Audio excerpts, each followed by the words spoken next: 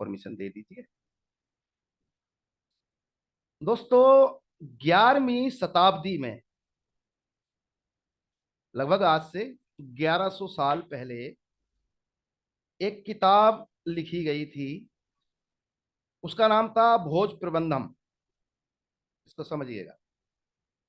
मैं आपको उसके कुछ सबूत देता हूं। पब्लिकेशन का नाम भी आप लोगों के सामने आ जाएगा। स्क्रीन शेयर हो गई है? ओके हो गई दोस्तों। सर। जी जी, थैंक यू। ये किताब बनारस में एक पब्लिकेशन है, चौखंबा। वहां से आप मंगा सकते हैं, नेट पे भी सर्च कर सकते हैं। आज से लगभग 1100 साल पहले, पहले तो मैं बता दूं, सम्रांगण सूत्रधार नाम की एक किताब है, वो राजा भोज ने लिखी थी, जो कि वास्तु के ऊपर आधारित। उसके बाद भोज प्रबंध नाम से ये, और इसका भोज प्रबंधम ये नाम से भी ये किताब है। चौखंबा पब्लिकेशन है ये, बनारस का बहुत मतलब नामी गिरामी पब्लिकेशन जिसको बोला जाता है। इसका बहुत बड़ा नाम है हकीकत में, हमारे वैदिक साहित्य के विषय में, सनातन वैदिक साहित्य में, पुराना साहित्य में बहुत बड़ा नाम है। मेरे पास इनसे मंगाई हुई ढेर सारी किताबें। इस किताब में देखेंगे आप, तो जब राजा भोज जीवित थे, अपना राजकाज संभाल संभाल रहे थे, उनकी खोपड़ी में ट्यूमर हो गया था। ध्यान करिए, मैंने पिछले क्लास में बताया था कि सुश्रुत संहिता संसार के पहले ऑपरेशन करने वाले चिकित्सक, सर्जरी, और उनकी फोटो जर्मनी की यूनिवर्सिटी में भी उनकी मूर्ति लगी हुई है। लेकिन वो बहुत ज्यादा पुरानी बात है। फिर हम अब 1100 साल पहले की बात करते हैं। राजा भोज, उनकी खोपड़ी में ट्यूमर, यानी कि दिमाग में ट्यूमर होने पर उनका इलाज हुआ। और वो दो डॉक्टर थे उस जमाने के, जिनको वैद्य बोल सकते हैं, वो उज्जैन में रहते थे। उन्होंने उनका ऑपरेट किया, और उनका ऑपरेट करने से पहले उनको सम्मोहन विद्या का इस्तेमाल करके बेहोश किया, खोपड़ी खोली और उनका ट्यूमर निकाला, और दोबारा उनकी खोपड़ी सिल दी, और राजा भोज ठीक हो गए। बाद में राजा भोज ने 11वीं सेंचुरी में, 11वीं शताब्दी में ये किताब लिखी है। सबूत दे रहा हूं मैं। इस किताब को पढ़िए, इस किताब को समझिए। आपको अपने भारतीय होने पे, भारतीय परंपरा का होने पे गर्व का अनुभव। मैं सबसे पहले ऐसे सूत्र हमेशा एक दो जरूर देने की कोशिश करता हूं, क्योंकि इन सूत्रों का जो मजा है वो कहीं नहीं मिलेगा मेरे मालिक। इस बात को समझिए। और हद से ज्यादा, हद से ज्यादा जरूरी है, ये समझ लीजिए एक प्रकार से। अब इसी में थोड़ी सी बात कर लेते हैं ग्रहों के ऊपर। इसको समझने की कोशिश करिएगा। आपकी जन्म कुंडली में जो ग्रह अच्छा होगा, अच्छे हालात का होगा, उदाहरण के साथ बता देता हूं। मान लीजिए आपकी जन्म कुंडली में सूरज बहुत ज्यादा अच्छे हालात का बैठा हुआ है,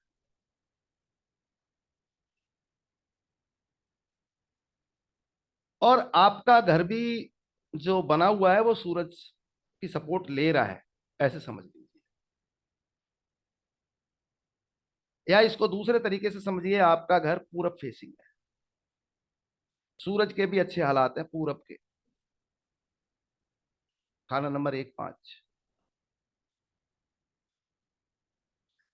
आपकी ड्राइंग रूम भी उधर बनी हुई है।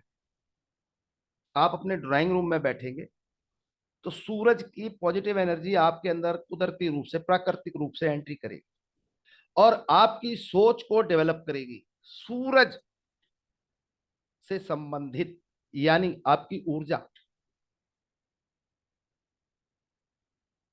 आपका स्टैंडर्ड, सरकार से संबंधित लाभ, उच्च अधिकारियों से संबंधित फायदे, उनसे फायदे कैसे निकाले जाएं, उनसे संबंध कैसे बनाए जाएं, इस प्रकार का कुदरती रूप से आपको मदद मिलेगी। इसी को अगर दूसरे तरीके से बोल दें, सूरज को छोड़ के, अगर सूरज मंदा हो, अब अच्छे की तो बात कर ली, सूरज मंदा हो आपके टेबे में, और आप ड्राइंग रूम में बैठ के इसी तरीके की प्लानिंग बनाएं कि मैं सरकार से कैसे लाभ उठाऊं, मेरी ऊर्जा का विस्तार कैसे हो, मेरी ऑरा अच्छी कैसे हो, जिससे कि सरकारी अधिकारी, उच्च अधिकारी, नेता गणों से मेरे अच्छे संबंध बने। तो जो आप उस ड्राइंग रूम में बैठ के सोचेंगे वो नेगेटिव, मतलब बुराई की तरफ, नुकसान की तरफ ले जाएगा। अच्छा होगा तो अच्छे की तरफ ले जाएगा, बुरा होगा तो बुरे की तरफ ले जाएगा। इस बात को समझ लीजिए। मेरा राहु, अगर मैं शनि के माहौल से देखूं, जाति स्वभाव से देखूं, तो राहु 6, शनि केतु 12। शनि को पापी कर रहा है, राहु पहले, शनि केतु बाद में। तो ये दिक्कतें तो कुछ मैंने झेली हैं, नो डाउट। लेकिन मेरा राहु 6 का जब अपना अच्छा असर देता है, तो कहने की बात नहीं है, मैं बता देता हूं, मेरा ऑफिस बेसमेंट में है,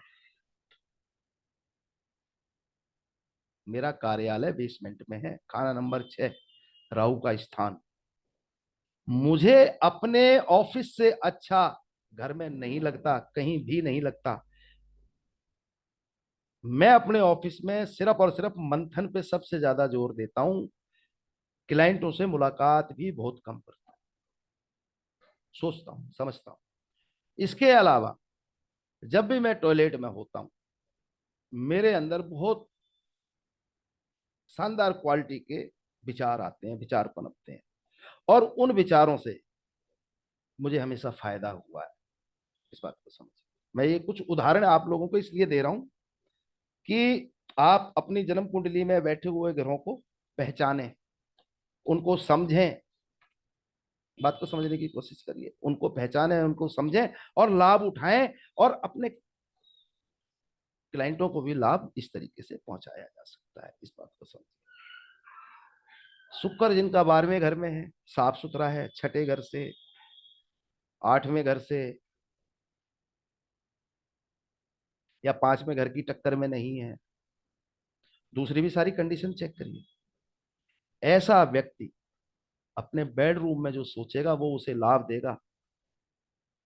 और शुक्र नीच का हो गया, छठे 8वें का हो गया, और या दूसरी कंडीशन पे खराब हो गया, वो व्यक्ति बेडरूम में अगर मंथन काम करेगा, दिमागी जमा खर्च करेगा कि मैं तरक्की कैसे पाऊं। अब शुक्र तो लग्जरियस का मालिक है, पत्नी सुख, स्त्री सुख, पुरुष सुख, उसके अपने बहुत सारे सुख हैं।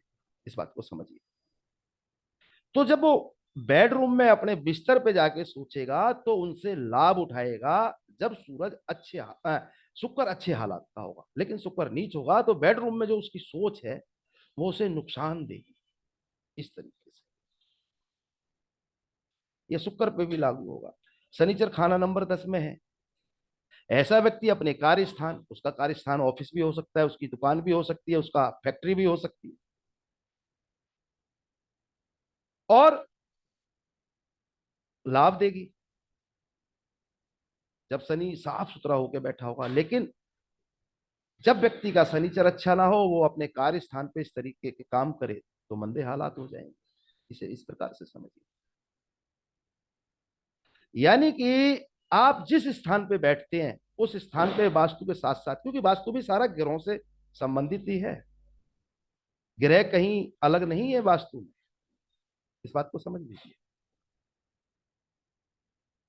तो आप अपने उच्च ग्रह से संबंधित स्थान को अपने लिए पॉजिटिव मानिए। जैसे सूरज का आपके घर में ड्राइंग रूम है, शुक्र का आपके घर में बेडरूम है, शनिचर का आपका कार्य स्थान है, आपका ऑफिस है, आपका कार्यालय है, आपकी फैक्ट्री है, आपकी दुकान है, गद्दी है, तो वो जगह चूज करिए डिसीजन मेकिंग के लिए। आपने क्या डिसीजन बनाना है, किस तरीके से जीवन में आगे बढ़ना है, ये उस तरीके से मैनेज करिए कि जो ग्रह आपकी जन्म कुंडली में अच्छे हालात का बैठा है। अगर आप मंदे ग्रह से संबंधित सोच विचार बना लेंगे तो हालात अच्छे ना होंगे। इस तरीके से और बहुत मामूली सी चीज है, इस चीज पे ज्यादा तवज्जो देने की भी जरूरत नहीं है, इस बात को समझिए। बहुत मामूली सी चीज है, आप अपने क्लाइंटों को भी फायदा दे सकते हैं और आप भी फायदा उठा सकते हैं, इस बात को समझिए। अब मैं आप लोगों के सामने मकान कुंडली के कुछ राज, जो लाल किताब की दुनिया में मैंने किसी से नहीं सुने, और मैंने आप में से कम 4-5 लोगों को फोन करके भी पूछा कि मैं ये सूत्र उठाना चाहता हूं, क्या इस सूत्र के विषय में आपने कुछ जाना या किसी से पता चली? सभी ने कहा कि ऐसी कोई जानकारी नहीं है, इस बात को समझिए। तो इसलिए मैंने ये सूत्र कल बनाए, नहीं तो मैं ये सूत्र नहीं बनाता। ये देखिए, अभी आप लोगों के सामने कुछ मेरी खुद की, इसको सबसे पहले मैं इसको देता हूं। ये मेरी खुद की डायरी है। मैं इसी तरीके से अपनी डायरी बड़ी सुंदर तरीके से बना के, रंगीन, और भी डायरी के पेज आएंगे तो वो भी देखेंगे, आपका मन खुश हो जाएगा। अगर आप लाल किताब नियमों से देखेंगे, पहले मैं ये इसलिए दिखा रहा हूं, इसको आपको समझना आसान होगा। एक बात और,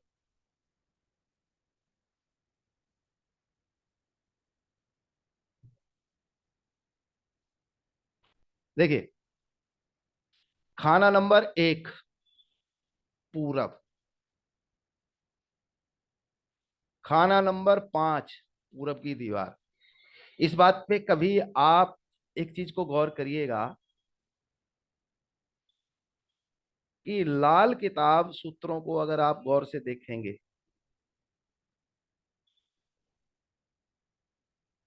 तो लाल किताब के अंदर एक गुणा भाग का कॉन्सेप्ट है, उसमें सिर्फ और सिर्फ अंदर की पैमाइश यानी कि अंदर की नापतोल करने के विषय में बोला गया है। पूरब आपके मकान का अंदर का हिस्सा होगा, ऐसे समझ लीजिए।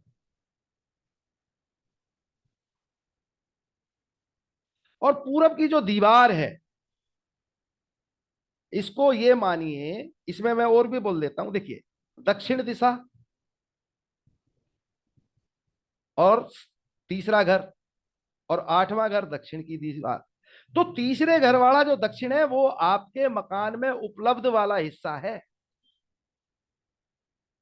इस बात को समझ लीजिए।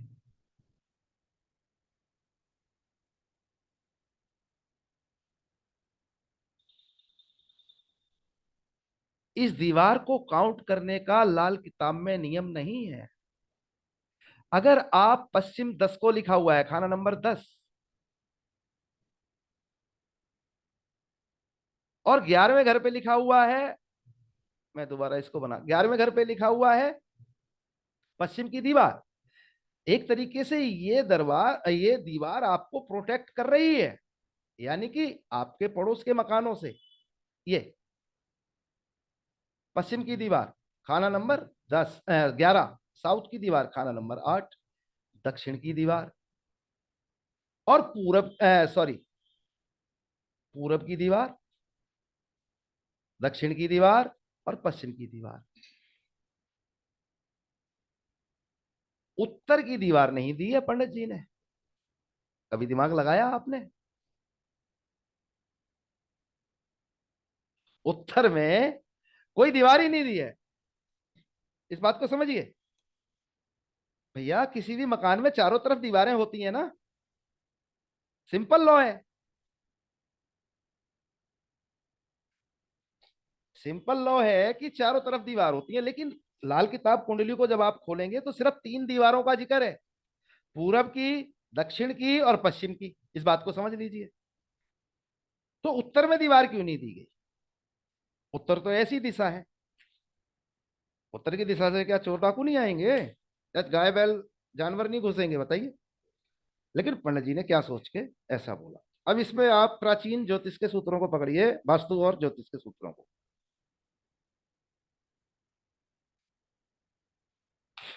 वहां पे साफ सुथरे तरीके से लिखा हुआ है कि पूरब और उत्तर जितना खुला हो, जितना हवादार हो, उतने ही ज्यादा लाभ। पूरब और उत्तर।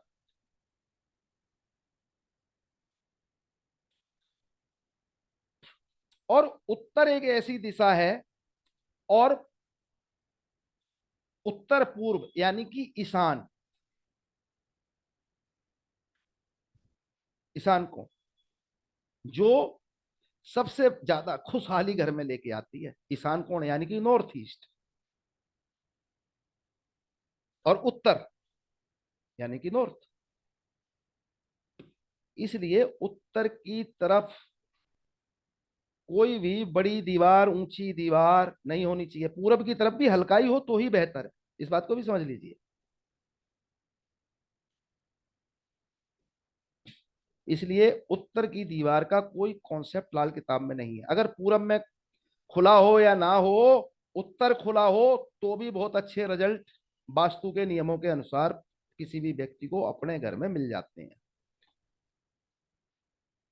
इस बात को समझिए। अब जैसे मैंने पहले ही बोला कि अब यहां पे हम घर देख लेते हैं। भैया पूरब एक दिशा, दक्षिण दो दिशा, उत्तर तीन दिशा, और पश्चिम चार दिशा। चार दिशाएं होती हैं प्रॉपर, ये हो गई। फिर होती हैं बी दशाएं, मतलब कि दो दिशाओं का कॉन्सेप्ट। जैसे खाना नंबर दो, उत्तर पश्चिम, ये उत्तर पश्चिम यानी कि नॉर्थ वेस्ट। एक ईशान खाना नंबर चार दो,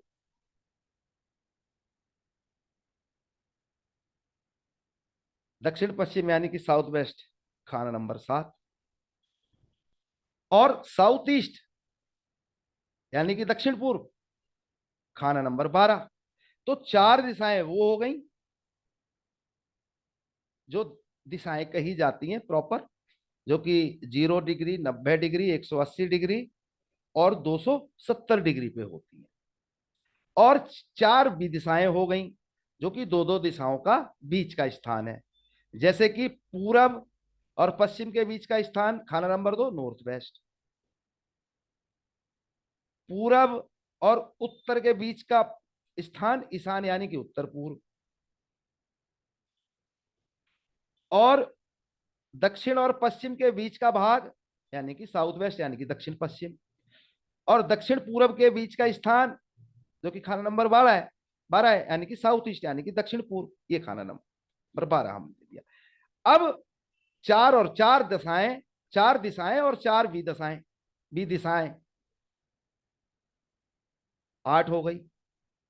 अब भैया देखिए नौमा, पूरब की दीवार है, ये कोई दिशा नहीं है, और ये बाहरी दीवार है आपके, बाउंड्री वॉल है आपके मकान की चारों तरफ में से। ये कोई दिशा नहीं है, पूरब मैंने पहले बोल दिया। तो ये पूरब की दीवार यानी कि पूरब की तरफ आपके अंदर के बाद जो दीवार है वो है, ये कोई दिशा नहीं है, इसको समझिए। दक्षिण, दक्षिण दिशा तो तीन हो गई खाना नंबर, तो आठ क्या है? ये साउथ की तरफ की दीवार है, कोई दिशा नहीं है। ये पश्चिम की दिशा, पश्चिम तो 10 हो गया, 11वां पश्चिम की दीवार हो गई, बाहरी दीवार। ये तीनों दिशाएं तो है नहीं। फिर आए ब्रह्म स्थान, ये तो आपके मकान का बीच का ब्रह्म स्थान, सेंटर या मरकज कुछ भी बोल सकते हैं, ये है भाई, इसको समझिए। आपके मकान का प्रॉपर बीच का हिस्सा, इसको ऐसे समझ लीजिए, सबसे आसान तरीका।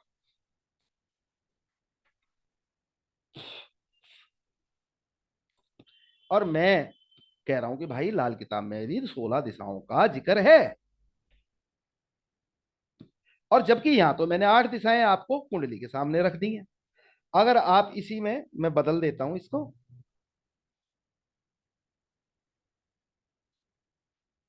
अब आप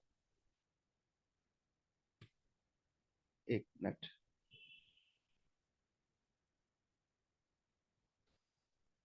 अब आप इस पोस्टर को देख पा रहे होंगे।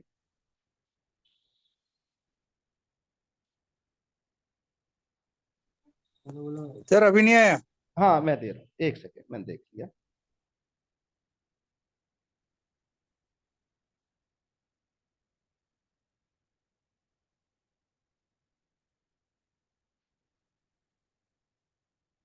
आ गया,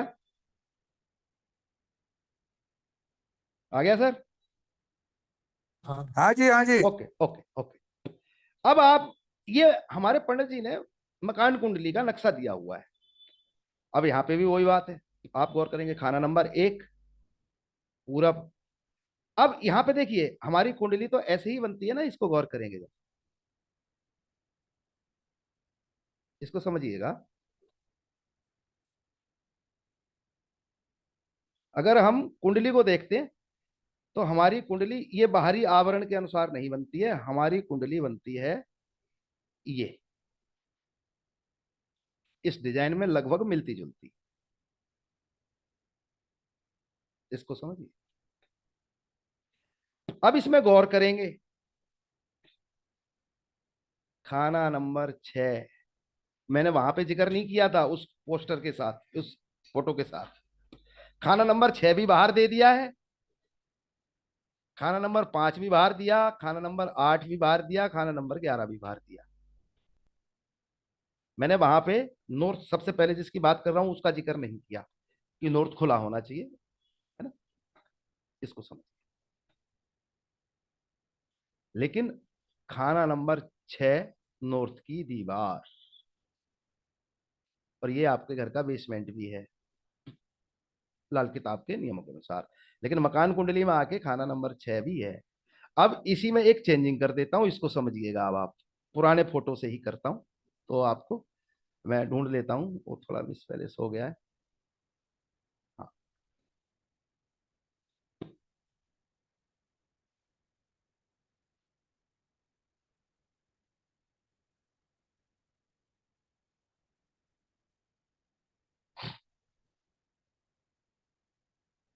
ये चीज मैं ओपन करके ही रख लेता हूँ एक सेकंड के लिए आपको।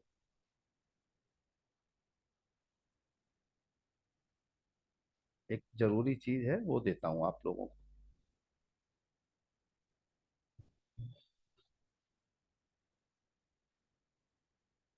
इससे और आसानी होगी दोबारा उससे कैलकुलेट करने में।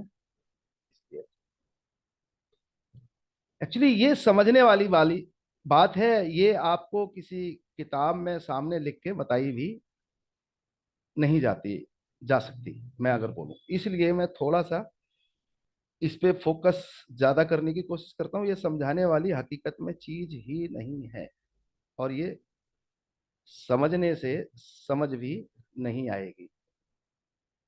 एक सेकंड, ये खुलने लग गया है, खुल गया। ठीक। ये चीज किताब में पढ़ने से समझ नहीं आएगी, इसको समझ लीजिए, ये फैक्ट है।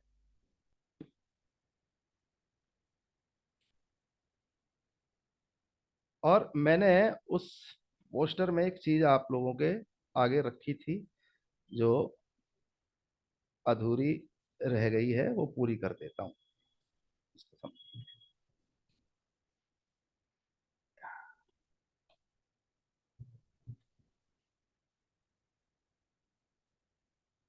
ये देखिए, दोबारा मैंने वही पोस्टर, दोबारा मैंने उसको हटा दिया था, डाल दिया। ये देखिए, खाना नंबर 4 में मैंने क्या लिखा हुआ है, नजर आ रही है ना भैया?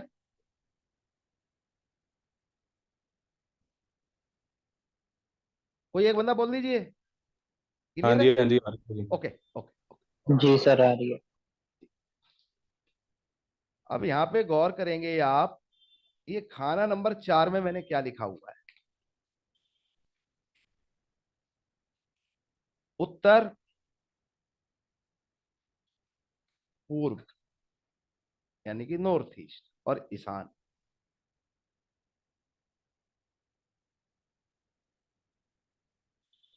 इसको समझिए। और उत्तर, क्या आप लोगों को पता है ये दोनों घर भी जुड़े हुए होते हैं जन्म कुंडली में? ये दोनों घर एक दूसरे को बढ़ावा भी देते हैं और कई बार बुराई में नुकसान भी दे जाते हैं। और आपको क्या पता है कि ये दोनों घर भी जुड़े हुए होते हैं? ये तो शायद सब लोगों को ध्यान होगा, क्योंकि एक कॉन्सेप्ट है, लाल किताब ज्योतिष की बात कर रहा हूं अभी, मकान कुंडली की नहीं। जब यहाँ पे कोई ग्रह बैठा हो और ये घर मंदा हो जाए, तो ये घर का बैठा हुआ इस घर को दुगना मंदा कर देता है। आठवें घर का ग्रह दूसरे घर को, दसवें घर, आठवें घर का ग्रह दसवें घर को और ज्यादा मंदा कर देता है। उसी प्रकार से इन दोनों घरों का भी संबंध है। नॉर्थ ईस्ट यानी खाना नंबर 4 और उत्तर।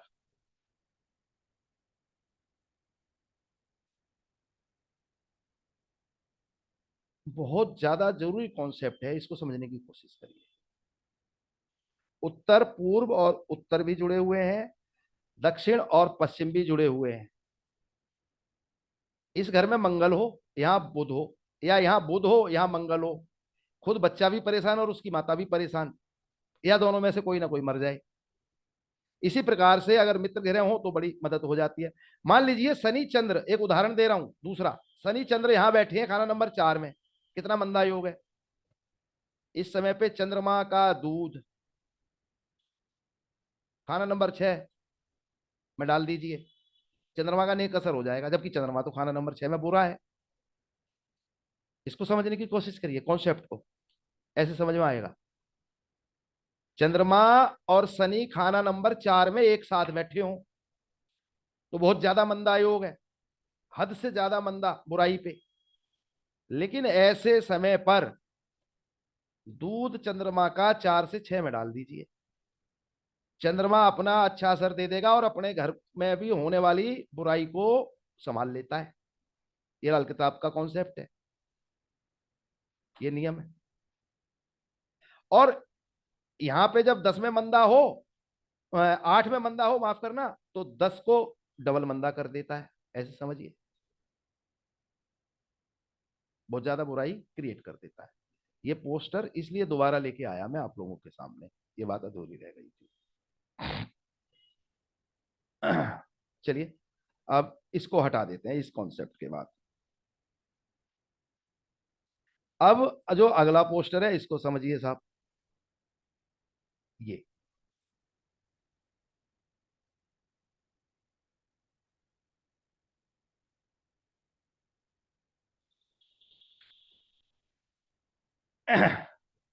यहां पर उत्तर की दीवार नॉर्थ,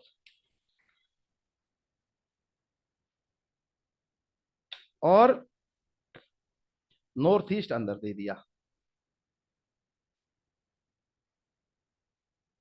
जन्म कुंडली का भचक्र लगभग ये डिजाइन का बनता है, ये आप लोगों के आगे क्लियर हो गई, इस बात को समझ लीजिए। अब दोस्तों यहाँ पे गौर देने वाली बात ये है, इसमें भी इसके बाद एक और पोस्टर दिखाना पड़ेगा जब थोड़ी आप लोगों के आगे क्लैरिटी आएगी। खाना नंबर 1 मकान के अंदर पूरब का हिस्सा, खाना नंबर 5 मकान की बाहरी दीवार, ऐसे समझिए।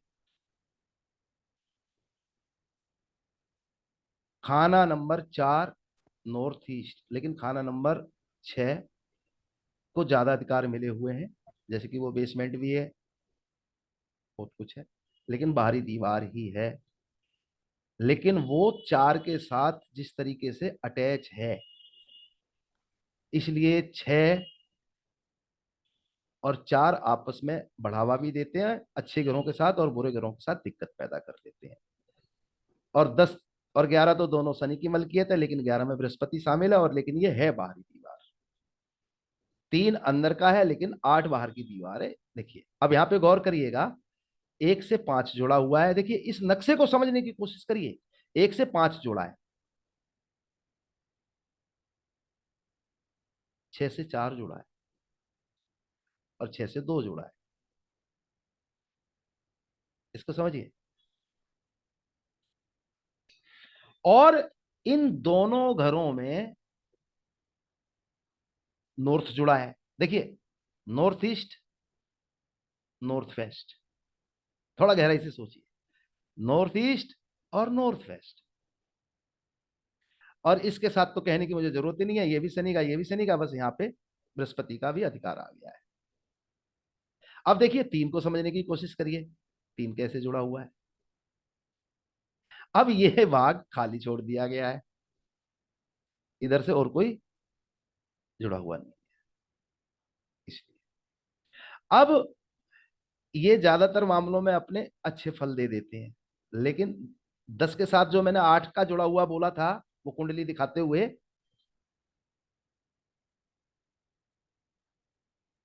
वो यहाँ पे दूरी हो गई है, ये बुराई आ गई एक तरीके से, लेकिन इनकी जो नजदीकियां हैं ये ज्यादातर अच्छे रिजल्ट दे जाती हैं। अब इसी में नॉर्थ, इसको समझिएगा, खाना नंबर 6 नॉर्थ, जिसे 0 डिग्री बोलते हैं।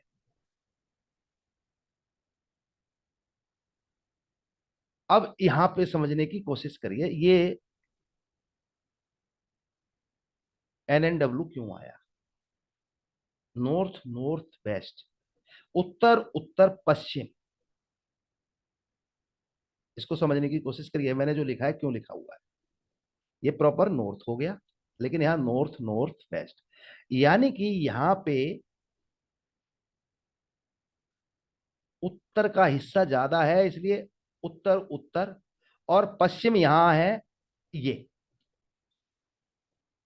इसका हिस्सा कम, इसलिए इसको नॉर्थ नॉर्थ वेस्ट दिया गया। और जब हम कॉर्नर पे चले गए तो उत्तर भी उतनी दूर है और पश्चिम भी उतनी दूर है, तो नॉर्थ वेस्ट हो गया ये।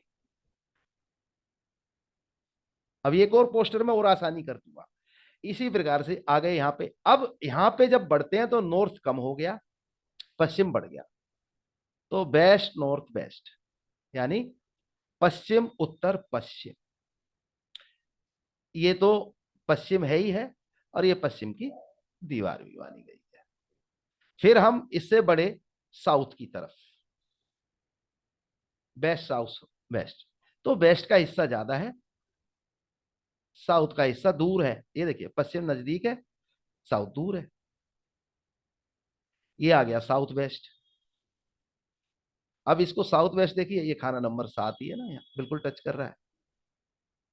नॉर्थ वेस्ट में इधर खाना नंबर 2 टच कर रहा है। अब ये एक बुरा भाग होता है SSW, मैंने इसके विषय में आप लोगों को बताया था, south south west disposal zone, है ना। अब इसमें साउथ ज्यादा आ गया, पश्चिम कम हो गया, ये साउथ आपका आ गया। खाना नंबर 3 मकान के अंदर का हिस्सा, खाना नंबर 8 आपकी मकान की बाहरी दीवार। ये देखिए SSE, south south east, east दूर है, साउथ का भाग ज्यादा है। यहां पे ईस्ट और साउथ दोनों बराबर आ गए, यानी कि साउथ ईस्ट। यहां पे ईस्ट ज्यादा बढ़ गया तो ESE, यानी ईस्ट साउथ ईस्ट, यानी कि पूरब दक्षिण पूरब, ईस्ट ज्यादा आ गया। इस तरीके से ये इन्होंने दे दिया, इसको समझिए पहले। अब क्योंकि 2 पोस्टर एक साथ शेयर नहीं किए जा सकते मेरे ख्याल से, किसी को पता हो 2 पोस्टर शेयर एक साथ हो सकते हैं क्या, तो मैं और आसान कर देता आप लोगों के लिए। मैं कोशिश करता हूं एक बार। अब आपको क्या दिख रहा है, नया वाला या पुराना वाला, कोई एक बंदा बता दीजिए भाई। वही साउथ इंडियन दिख रहा है जी। जी, वही जो आपने नया वाला दिखाया था, साउथ इंडियन चार्ट, वही पुराना दिख वाला रहा है। नहीं दिख रहा ना अब, नहीं, पुराना वाला मैंने नहीं दिख कोई रहा जी। साउथ इंडियन नहीं डाला, सारा का सारा अपना देसी माल। सर मकान कुंडली वाला दिख रहा है। नहीं, पुराने वाला जो अभी जिस पे चर्चा कर रहा था, या नया दिख रहा है। नहीं, और ये जिस पे 16 चर्चा कर डायरेक्शन रहे थे वाला पुराना। दिख रहा है। एक मिनट मैं उसे हटा देता हूं, फिर ये दिखेगा। एक सेकंड।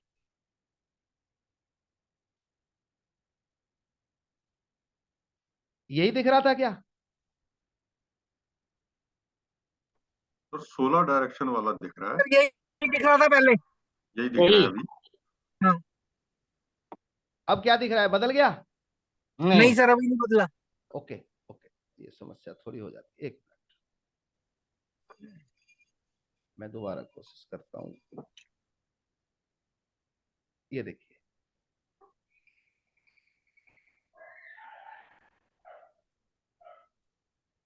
अब इसको देखिए, मैंने इसको घुमा दिया है जानबूझ के, इसलिए। ये दूसरा आ गया सर। हाँ जी, हाँ जी। ये हमारे वैदिक नियमों के अनुसार समझने की कोशिश करिएगा। जो हमारा सम्रांगण सूत्रधार, मैं मतम, विश्वकर्मा प्रकाश, जो पुराने प्राचीन ग्रंथ हैं उनमें ये नक्शा मिलता है। अब इस नक्शे से जो मैंने लाल किताब का नक्शा आपको दिया मकान कुंडली से संबंधित, आप मैच करके देख लीजिए इसमें किस तरीके से काटा गया है। ये ब्रह्म स्थान दे दिया,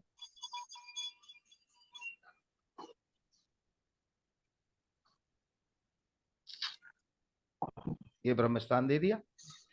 अब उत्तर वायव्य यानी कि नॉर्थ वेस्ट, उत्तर वायव्य, सॉरी, नॉर्थ नॉर्थ वेस्ट, ये आ गया नॉर्थ वेस्ट यानी कि वायव्य, ये आ गई पश्चिम, इस तरीके। ये 16 हो गए।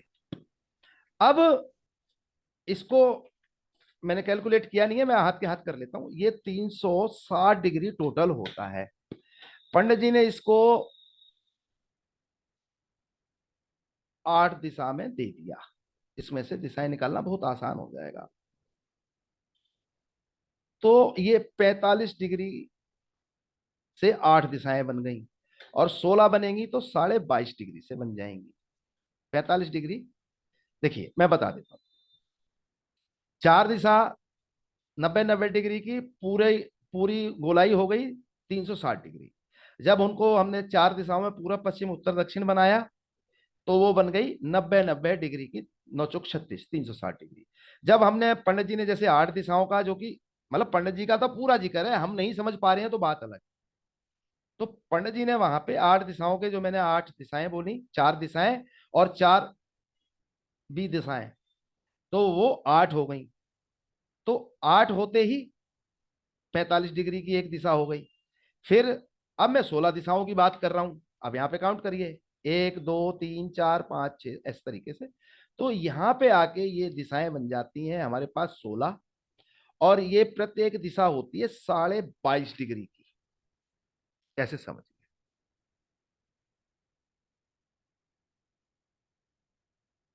लेकिन इसमें जब हम और ज्यादा पुरानी प्राचीन पुस्तकों में जाते हैं तो 32 पद आ जाते हैं, जो कि 11.25 डिग्री के आ जाते हैं। मैं उस पर भी काम करता हूं। अब ये सब मैं आपके आगे क्यों रख रहा हूं, इस बात को समझने की कोशिश करिएगा भाइयों। मैं इसको भी आपके आगे ओपन, क्योंकि अब इस कॉन्सेप्ट को बिल्कुल लास्ट में ले आया हूं आपको, अब मैं समझा देता हूं। हम लोग जब गौर करेंगे इन सूत्रों को, हमारी जन्म कुंडली के 12 घर हैं 30-30 डिग्री के।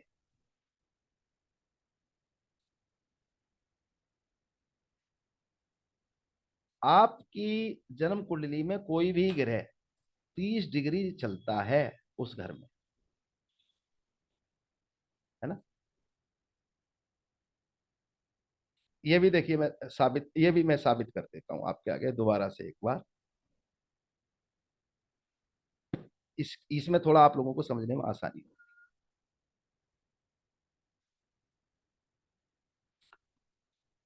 30 डिग्री कोई भी ग्रह किसी भी घर में घूम रहा है, ऐसे समझ लीजिए।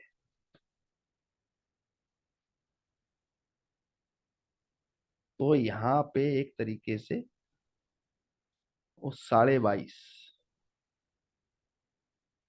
इसको डिग्री के हिसाब से कैलकुलेट कर दीजिए। ग्रह आपकी जन्म कुंडली में, यानी कि जो वैदिक नियम कानून है उसके अनुसार उसको बना दीजिए। पूरब में रहा 30 डिग्री, जब वो, मान लीजिए हम यहां से कर देते हैं, उत्तर में कोई ग्रह, उत्तर दिशा 30 डिग्री की है, उत्तर की तरफ से जब वो इधर चल रहा है,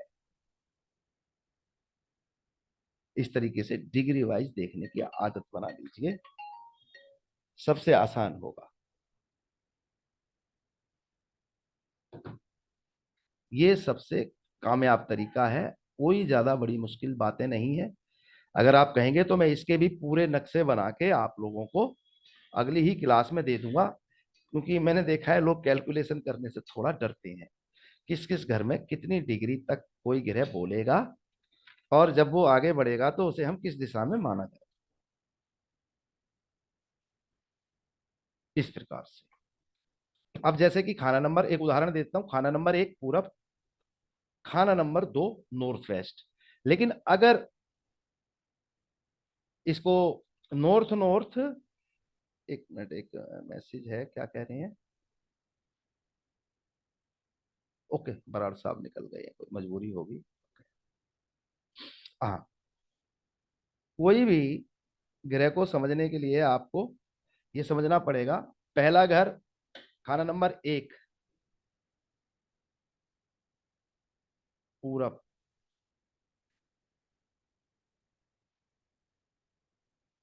कितनी डिग्री तक बोल रहा है, फिर वहां से ग्रह निकलेगा तो कितनी डिग्री बोलेगा, इस तरीके से। ये मैं चार्ट बना के आप लोगों को जल्दी ही दे दूंगा। एक्चुअली आज जल्दबाजी में मैं बना नहीं पाया। इसको इस तरीके से समझिए, ये इस तरीके से 16 दिशाओं के विषय में ही पंडित जी ने लिखा है। बस समस्या ये है कि हम उस तरीकों को सही तरीके से मेंटेन नहीं कर पा रहे हैं। पंडित जी ने कोई 8 दिशाओं के विषय में नहीं लिखा, पंडित जी ने 16 दिशाओं के बारे में ही लिखा है।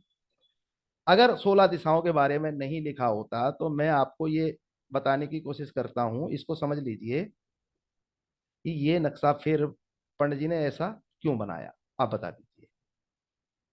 इस नक्शे में यहां से काउंट कर लीजिए, 1 2 3 4 5 6, 6, 1 2 3 4 5 6, 7 8 9 10।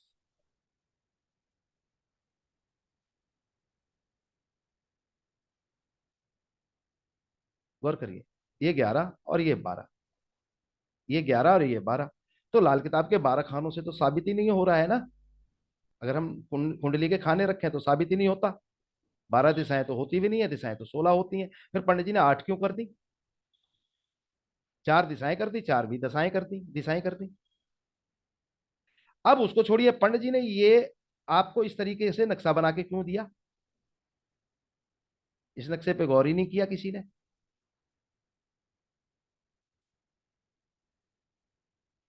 ये नक्शा इस प्रकार का बना के, ये अंदर दे के, ये बाहर की दीवार दे दी गई, उत्तर को बाहर दे दिया गया। और फिर ये लाइन क्यों खींची गई भाई? ये लाइन इस तरीके से क्यों खींची गई? ये यहां लगा दिया गया, ये लाइन इस तरीके से ही खींची गई। पॉइंट समझने की कोशिश करिए, सिर्फ हमारे देखने के नजरिए में फर्क है। मैं इसका पूरा डिग्री वाइज बना के आपको नक्शा दे दूंगा। जब साउथ ये है, पॉइंट समझने की कोशिश करिए, तो खाना नंबर 8 यहाँ क्यों लिख के गया? साउथ ये लिखना चाहिए था ना, नहीं लिखा। ऐसे समझने की कोशिश करिए। अगर पश्चिम ये था तो पश्चिम की दीवार इधर कैसे आ गई? तो पूरा पश्चिम होना चाहिए। तो पंडित जी ने यहाँ पे डिग्रियां घुमाई हुई हैं, जो आप लोग शायद आसानी से समझेंगे नहीं। इसलिए मैं वो डिग्री का चार्ट बना के आप लोगों को दे दूंगा कि ये घर इतनी डिग्री का, ये घर इतनी डिग्री का, इस तरीके से। अब इसी में एक और चीज आपके आगे दे देता हूं मैं थोड़ा सा, क्योंकि ये चीज थोड़ा समझना और समझाना दोनों ही मुश्किल है, इसलिए थोड़ा मैं बार बार आपके आगे चार्ट बदल रहा हूं। अब देखिए इसको, अब इसको देखने की कोशिश करिए मेरे भाइयों। ये देखिए, पूरी दिशा है, जो पूरी दिशा है उसका साइज बड़ा क्यों दिया हुआ है?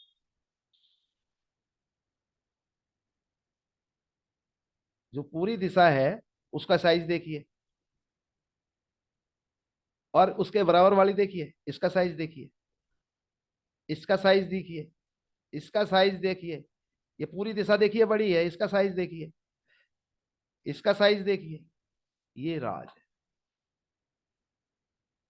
इनके डिग्री में बहुत बड़े राज छुपे हुए हैं।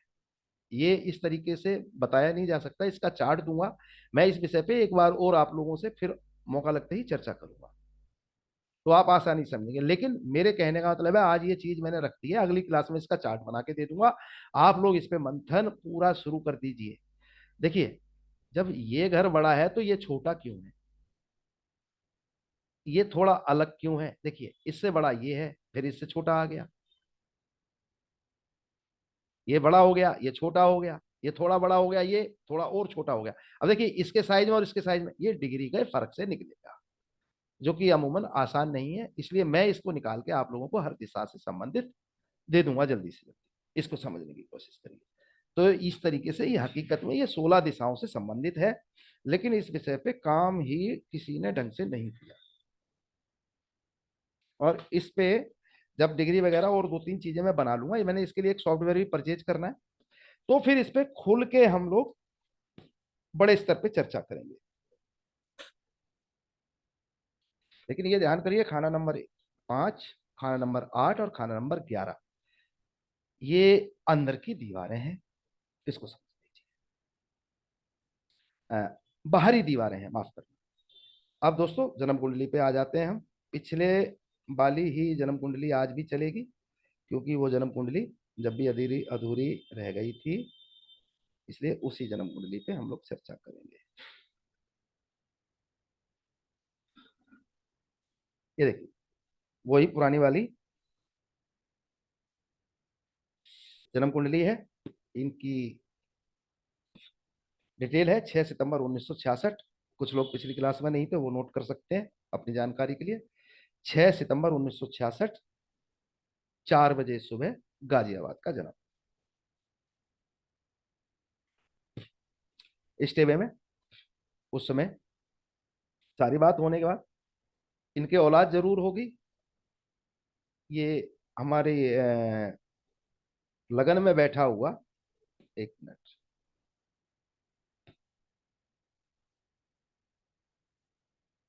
लगन में बैठा हुआ बृहस्पति और मंगल, इस जन्म कुंडली में दोनों के खुले इशारे हैं कि इनके औलाद जरूर होगी। लेकिन केतु चौथे घर में कहता है कि मैं देरी करूंगा, ये एक समस्या है। केतु चौथे घर में कहता है कि मैं भैया देरी करूंगा, मैं तो इंतजार करवाऊंगा, और बहुत सी चीजों के लिए इंतजार करवाऊंगा, औलाद के अलावा भी, तरक्की के लिए भी कई बार करवा देता है। लेकिन जन्म कुंडली में मंगल, मंगल जो बैठा हुआ है खाना नंबर 1 में,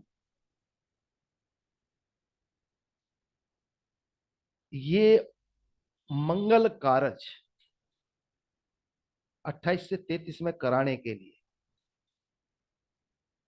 या मंगल कारज इनके घर में खुशियां आने के लिए संभव है। इनके अलावा इनके घर परिवार के और भाई बंधु, जरूरी नहीं है कि सिर्फ इनके ही भाई बहन वगैरह, इनके कुनबे में, खानदान में भी, इनकी जब वो उम्र रही हो 28 से 33, और भी शादी ब्याह, किसी ने नया मकान बनाया हो, किसी की तरक्की हुई हो, किसी की नौकरी लगी हो, किसी ने कामकाज व्यापार शुरू किया हो, 28 से 33 साल में इनके संतान अपने पीरियड में, क्योंकि मंगल के पास जो है 28 से 33, ये 6 साल होते हैं, इसलिए इनके।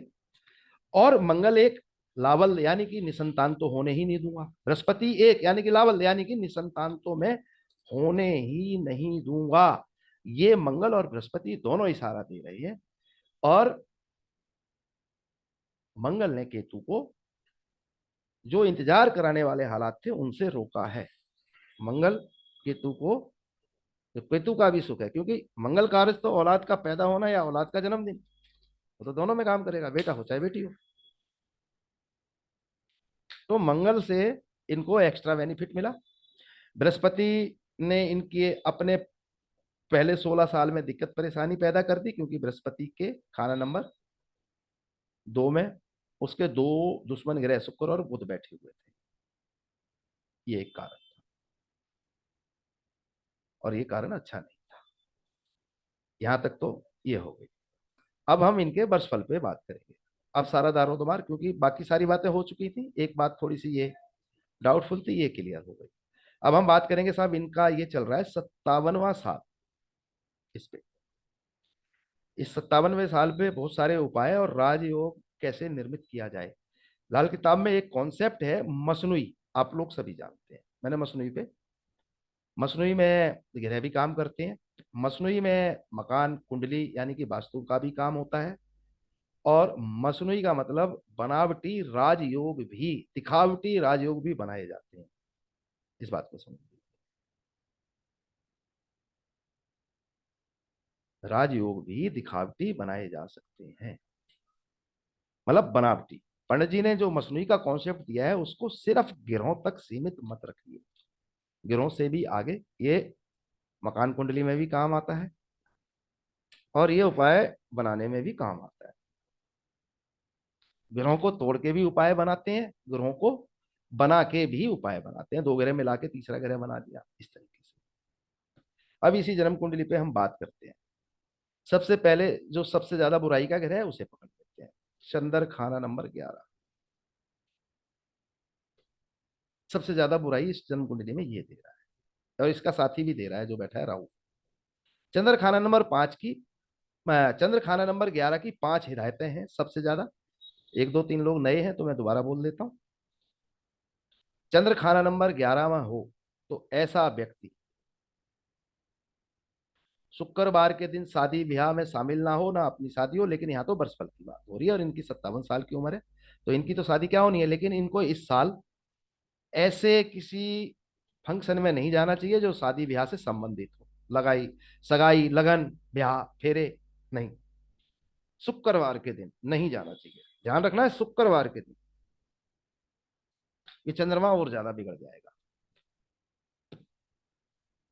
शनिवार के दिन शनि से संबंधित सामान इनको नहीं खरीदना चाहिए, बहुत भारी विपदा खड़ी कर देगा। आप लोगों को पता होगा, हमारे बड़े बुजुर्ग हम सबसे कहते हैं शनिवार को तेल नहीं लाना। एक्चुअली उन लोगों को ज्योतिष का ज्ञान तो था नहीं, ना लाल किताब का ज्ञान था। लेकिन ये बात तो वो मैं बचपन से सुनता रहा हूँ कि भाई शनिवार को तेल नहीं लाना।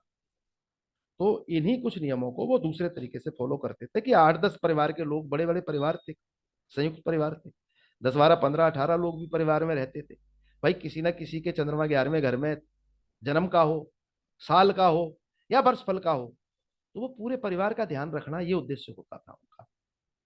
शनिवार को शनि का सामान नहीं लाना, शुक्रवार को किसी शादी ब्याह से संबंधित क्रियाकलाप से दूर रहना है, बुधवार को व्यापार से संबंधित कोई फैसला नहीं करना। बुधवार के दिन बहन बेटी घर में आ जाए तो दिक्कत, बहन बेटी का किसी का बच्ची का जन्म हो जाए तो दिक्कत खड़ी कर देगा ही। और राहु का पक्का समय, पक्की शाम, जबकि तारे निकले ना हो और सूरज डूब चुका हो, उस समय कोई गुरु उपदेश, गुरु उपासना, पूजा पाठ, अध्यात्म का काम ना किया जाए। और केतु का सुबह सवेरे का टाइम, सूरज निकलने से पहले केतु से संबंधित क्रियाकलाप ना किए जाए, दान पुण्य ना किया जाए, दान लिया ना जाए, सैर ना किया जाए, ट्रेवल ना किया जाए, कुत्ते ना घुमाए जाए। और ये काम, अगर 5 हिदायतें हैं, ये काम होंगे तो ये चंद्रमा बहुत ज्यादा मंदा असर दे देगा। कारण 11वें घर में बैठा हुआ ग्रह बहुत ज्यादा बलवान होता है। यहाँ हम अभी वर्षफल पे बात कर रहे हैं 57वें साल पे, लेकिन इसके अलावा वैसे भी ध्यान करिए, जन्म कुंडली पे भी ये लागू होता है, इसको भी ध्यान करिएगा। चंद्रमा या कोई भी ग्रह जब खाना नंबर 11 में बैठता है तो ये मान के चलिए कि वो अपने दुश्मनों के लिए काल बन जाता है। खाना नंबर 1 में बैठा हुआ ग्रह भी, जैसे कि ये या ये, अपने दुश्मनों पे बहुत ज्यादा भारी पड़ता है। खाना नंबर 1 का ग्रह राजा होने के कारण अपने दुश्मनों को दबोच लेता है, दबा के रखता है या काबू रखता है। लेकिन खाना नंबर 11 की भी जो तासीर है, जो यहाँ आ जाता है, वो अपने दुश्मनों के लिए काल बन जाता है। लेकिन चंद्रमा खाना नंबर 1 में आके हमेशा बुरा ही होता है। और चंद्रमा के साथ चंद्रमा का दुश्मन बैठ जाए 11वें घर में, या फिर खाना नंबर 3 में बैठ जाए, तो इसको तो खूनी कुआं तक कह दिया। खूनी कुआं बहुत बड़ी मुसीबतें खड़ी कर देगा, खूनी कुआं, इस तरीके से। ये तो हद से ज्यादा बड़ी बुराई प्रकट कर देता है जब चंद्रमा खाना नंबर 11 में हो और उसके साथ उसका दुश्मन। अब देखिए, राहु तो ग्रहण लगाता है ना, इससे बड़ा क्या दुश्मन होगा। और खाना नंबर 3 खाली है। अगर खाना नंबर 3 में भी इसका कोई दुश्मन हो जाता, जैसे शनिचर, पापी ग्रह में केतु या राहु, तो भी ये मुसीबत बढ़ जाती, जो खूनी कुआं वाले हालात बनते हैं, इस तरीके से। ये बहुत ज्यादा इनके जीवन में मुसीबतें, इस साल जो 57वां साल इनका सितंबर से शुरू हुआ, अब सितंबर आने वाला है। अब चंद्रमा क्या है, हमारे मन की, घर की शांति, रुपए पैसे की आई चलाई, वहां पे वो रुकावट डाल देगा। अब राहु 11वें घर में क्या कहता है, इसके साथी को ही पकड़ लीजिए भैया। राहु 11 कहता है कि ये तो वर्षफल है, लेकिन किसी बच्चे की जन्म कुंडली में जन्म के समय भी राहु 11 का पैदा, मतलब जन्म हो बच्चे का और राहु 11वें घर का हो, तो राहु 11 आया तो बृहस्पति वहां होता नहीं, यानी कि पिता के लिए बहुत भारी होता है। बृहस्पति नष्ट बराबर है, ऐसे टेबल में ये समझ के चलिए राहु 11 तो बृहस्पति ना होके बुध जैसे हालात होंगे, उसके पिता या दादा से संबंधित सुखों में दिक्कत होगी। लेकिन यहाँ ऐसा, क्योंकि ये तो हम वर्षफल पे बात, यानी कि सिर्फ एक साल, यानी कि ये 6 सितंबर से 2022 से 6 सितंबर आने वाली 23 तक बात कर रहे हैं। लेकिन ओवरऑल इसको भी ध्यान करिए कि राहु 11 में पिता पे या दादा पे बहुत ज्यादा मंदा असर इस तरह। अच्छा, राहु 11वें घर में, 11वां घर आय का यानी कि इनकम का भी, होने वाली कमाई का भी है। राहु तो अलगाववादी ग्रह है, आसान शब्दों में बताने की कोशिश करूंगा, राहु तो भैया अलगाववादी ग्रह है। तो राहु जहां बैठा है, अलगाववादी का मतलब समझने की कोशिश करिए, इनकम से दूर करेगा। अलगाववादी खाना नंबर 11 शनिचर का है, राहु शनिचर का तो क्या बिगाड़ेगा, शनिचर का तो एजेंट है, शनिचर का तो चेला है, शनिचर का तो बच्चा है ये राहु। दूसरा, खाना नंबर 11 पे मलकियत है बृहस्पति की, यानी कि गुरु की। तो मैंने पहले ही बोला कि राहु 11 आया, गुरु वहां होता नहीं, इस बात को समझिए। गुरु को तो ये खा जाएगा, गुरु को तो ये मार देगा, यानी कि बृहस्पति, यानी कि पिता या दादा पे आफत आएगी। अब ये तो 57 साल के हैं, इनके पिता तो बचपन में चले गए, ऐसे समझिए। लेकिन बृहस्पति भी तो बहुत सारी चीजें देता है ना। बृहस्पति अच्छा होगा तो शनि को अच्छे फल देगा, शनि अच्छा होगा तो लग्जरियस दे देगा। अब शनि के लिए चंद्रमा भी अच्छा होना चाहिए, चंद्रमा भी मर गया। तो एक चंद्र और राहु की वजह से इनके बहुत सारे ग्रहों के बहुत ज्यादा बुरे हाल हो गए।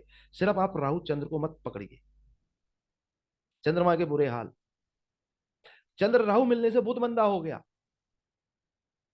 ये लाल किताब का एक सूत्र है। चंद्र बुध जब एक साथ यानी कि मुश्तरका होंगे तो बुध के उस टेबल में मंदे असर आएंगे, यानी कि ये जो है सज्जन, व्यापार में इनको कोई लंबे चौड़े लाभ मिलने की संभावना नहीं, बुध से संबंधित रिश्तेदारों से इनको कोई बड़े लाभ मिलने की संभावना नहीं। कभी कभी हल्का फुल्का मिल सकता है क्योंकि जीवन ओवरऑल तो बहुत बड़ा है, लेकिन कंटिन्यूटी नहीं रहेगी, इस बात को समझने की कोशिश करें। कंटिन्यू ऐसा होना संभव ना होगा इस तरीके से। और राहु 11 पिता पे भारी, चंद्र 11 रुपए पैसे पे भारी, माता पे भारी। अब इसी में दूसरा पॉइंट देखिए, लगन के बैठे हुए ग्रह मंगल बृहस्पति, आप देखिए कहां है इस साल, अपने स्थान से 12वें घर। ओवरऑल आप देखेंगे बृहस्पति खाना नंबर 12 का अच्छा होता है, मंगल खाना 12 का हो तो बहुत सारे पापी ग्रहों को काबू कर लेता है, कंट्रोल कर लेता है, उनको बुराई देने से रोकता है, इस बात को समझिए। लेकिन ये दोनों भी उतने अच्छे नहीं है, क्योंकि ये अपने बैठे हुए स्थान से 12वें घर में गए हैं। कोई भी ग्रह अपने बैठे हुए स्थान से 6ठे 8वें 12वें में चला जाएगा, या जन्म कुंडली के 6ठे 8वें घर में चला जाएगा, उन ग्रहों का नेक असर वहां पे होते हुए भी उतना नेक ना होगा जितना होना चाहिए। यानी कि मंगल और बृहस्पति भी ओवरऑल नेक असर के ना है, अच्छे लेवल पे, कम मतलब कम अच्छा असर रह गया, उसमें थोड़ी बुराई शामिल हो गई, इसको ऐसे समझ लीजिए,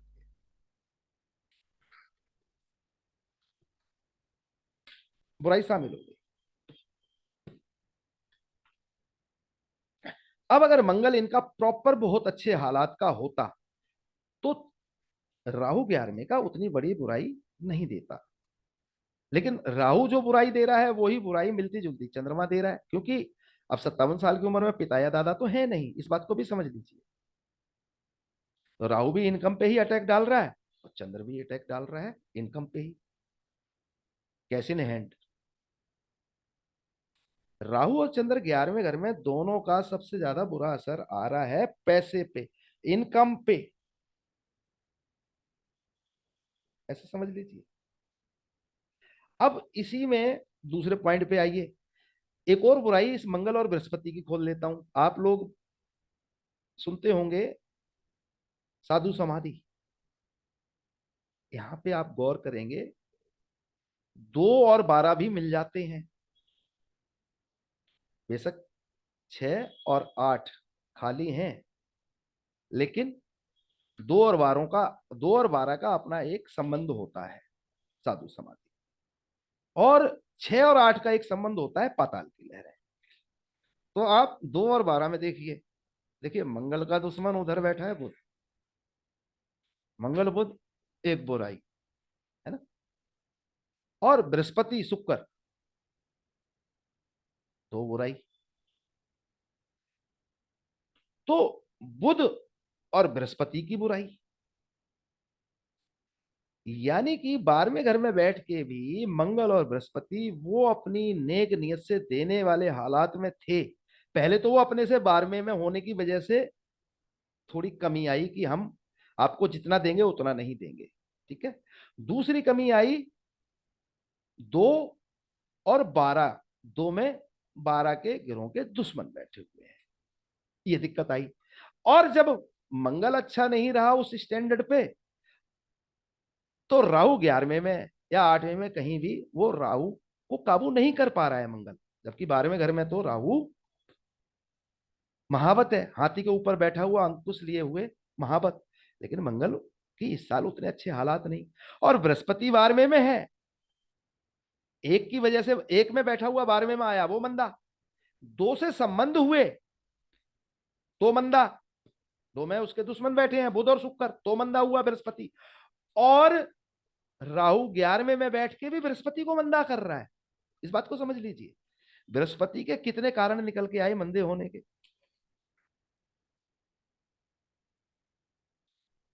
बृहस्पति के ढेर कारण आ गए मंदे होने के, क्या किया जाए साहब। अब चंद्र और राहु ने तो जो नुकसान करना है भैया वो तो करेंगे ही करेंगे, साथ में मंगल भी मदद नहीं दे पा रहा है, बृहस्पति भी मंदा है, बृहस्पति और मंगल दोनों भी मंदे हैं, इसको समझिए।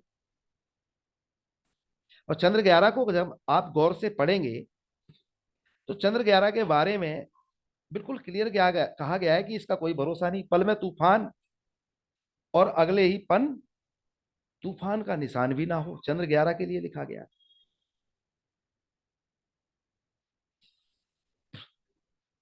इस्टेवे के अलावा मैं एक और जिक्र कर देता हूं, चंद्र 11 के लिए एक शब्द का इस्तेमाल हुआ है, ना बूढ़ी मरे ना चारपाई टूटे। म्यूट करिए।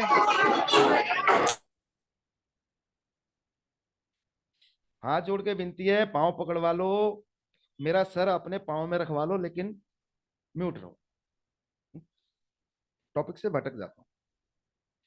चंद्र खाना नंबर 11 के लिए लिखा है, ना बूढ़ी मरे ना चारपाई टूटे। मतलब अब इस टेबल से थोड़ा अलग हटके मैं जन्म कुंडली पे बात कर लेता हूं।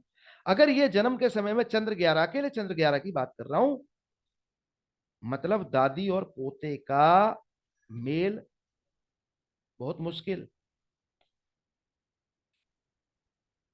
पहले तो चंद्र 11 तो दादी के सामने पोता ही ना हो, एक हो जाए तो दूर हो जाए, और 12 साल की उम्र तक दादी या पोता में से कोई चल बसे। ये स्टेवे की बात नहीं है, ये चंद्र 11 की बात कर रहा हूं। और अगर बहुत ज्यादा किसी की किस्मत अच्छी हो, दादी की भी और पोते की भी, तो 36 मतलब शनि के पीरियड तक तो एक को निकलना ही पड़ेगा, चाहे दादी जाए चाहे पोता जाए, ऐसे समझ लीजिए। लेकिन चंद्र 11 में एक उपाय बहुत शानदार है, दादी बैठी हो तो दादी कर ले, दादी ना हो तो ऐसे बच्चे की जिसका चंद्र 11वें में हो उसकी मां भी कर सकती है।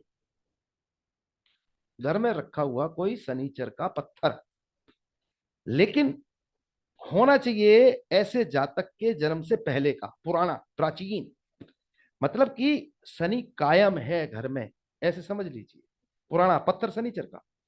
वो दादी दूध से धोती रहे, दादी नहीं है तो माता दूध से धोती रहे, क्योंकि चंद्र 11 माता के भी सुखों में तकलीफ कर देता है। 43 दिन धो दे। मैं जो नियम करवाता हूं वो बता दूं।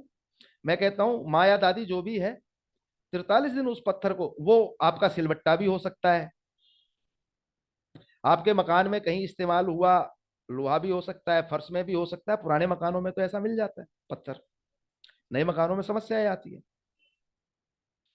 ये मसाले असाले कूटने के खल्लड़ वगैरह लोहे के पुराने, सॉरी, पत्थर के पुराने हुआ करते थे। कुछ नहीं तो दवाई गोली पीसने वाले छोटे छोटे खल्लड़ होते थे।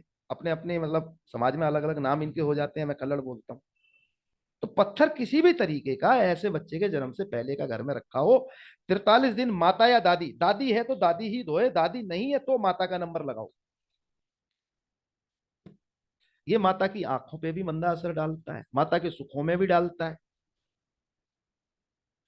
43 दिन दूध से धो, और 43 दिन के बाद उसे घर में किसी ऐसे नल के नीचे रख दो जिसपे दिन में उस पे काम होता है। यानी कि उस पे दिन में 10 20 25 15 मिनट किसी ना किसी रूप में पानी गिरता रहे, तो ये चंद्रमा की बुराई धुल जाएगी। और ऐसे समय में दादी पोते के संबंध सुधर जाएंगे, रुपए पैसे की आय चलाई अच्छी हो जाएगी, परिवार की बढ़ोतरी हो जाएगी। क्योंकि दादी के बैठे पोता होना मुश्किल, जब ये दादी ये काम कर दे तो समस्याएं कुदरती रूप से कम होगी, यानी कि नई नस्ल परिवार में और पैदा होने की दिक्कतें खत्म।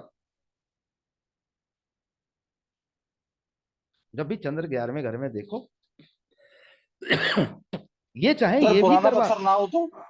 जी दोबारा बोलिए। पुराना पत्थर ना हो तो? सर मजा नहीं आएगा, फिर और बहुत सारे नियम निकाल के दे देंगे समझ रहे हैं? पुराना पत्थर ना सर हो। एक और। वैसे मान लीजिए हाँ। मैं आपको एक उदाहरण दे देता हूँ।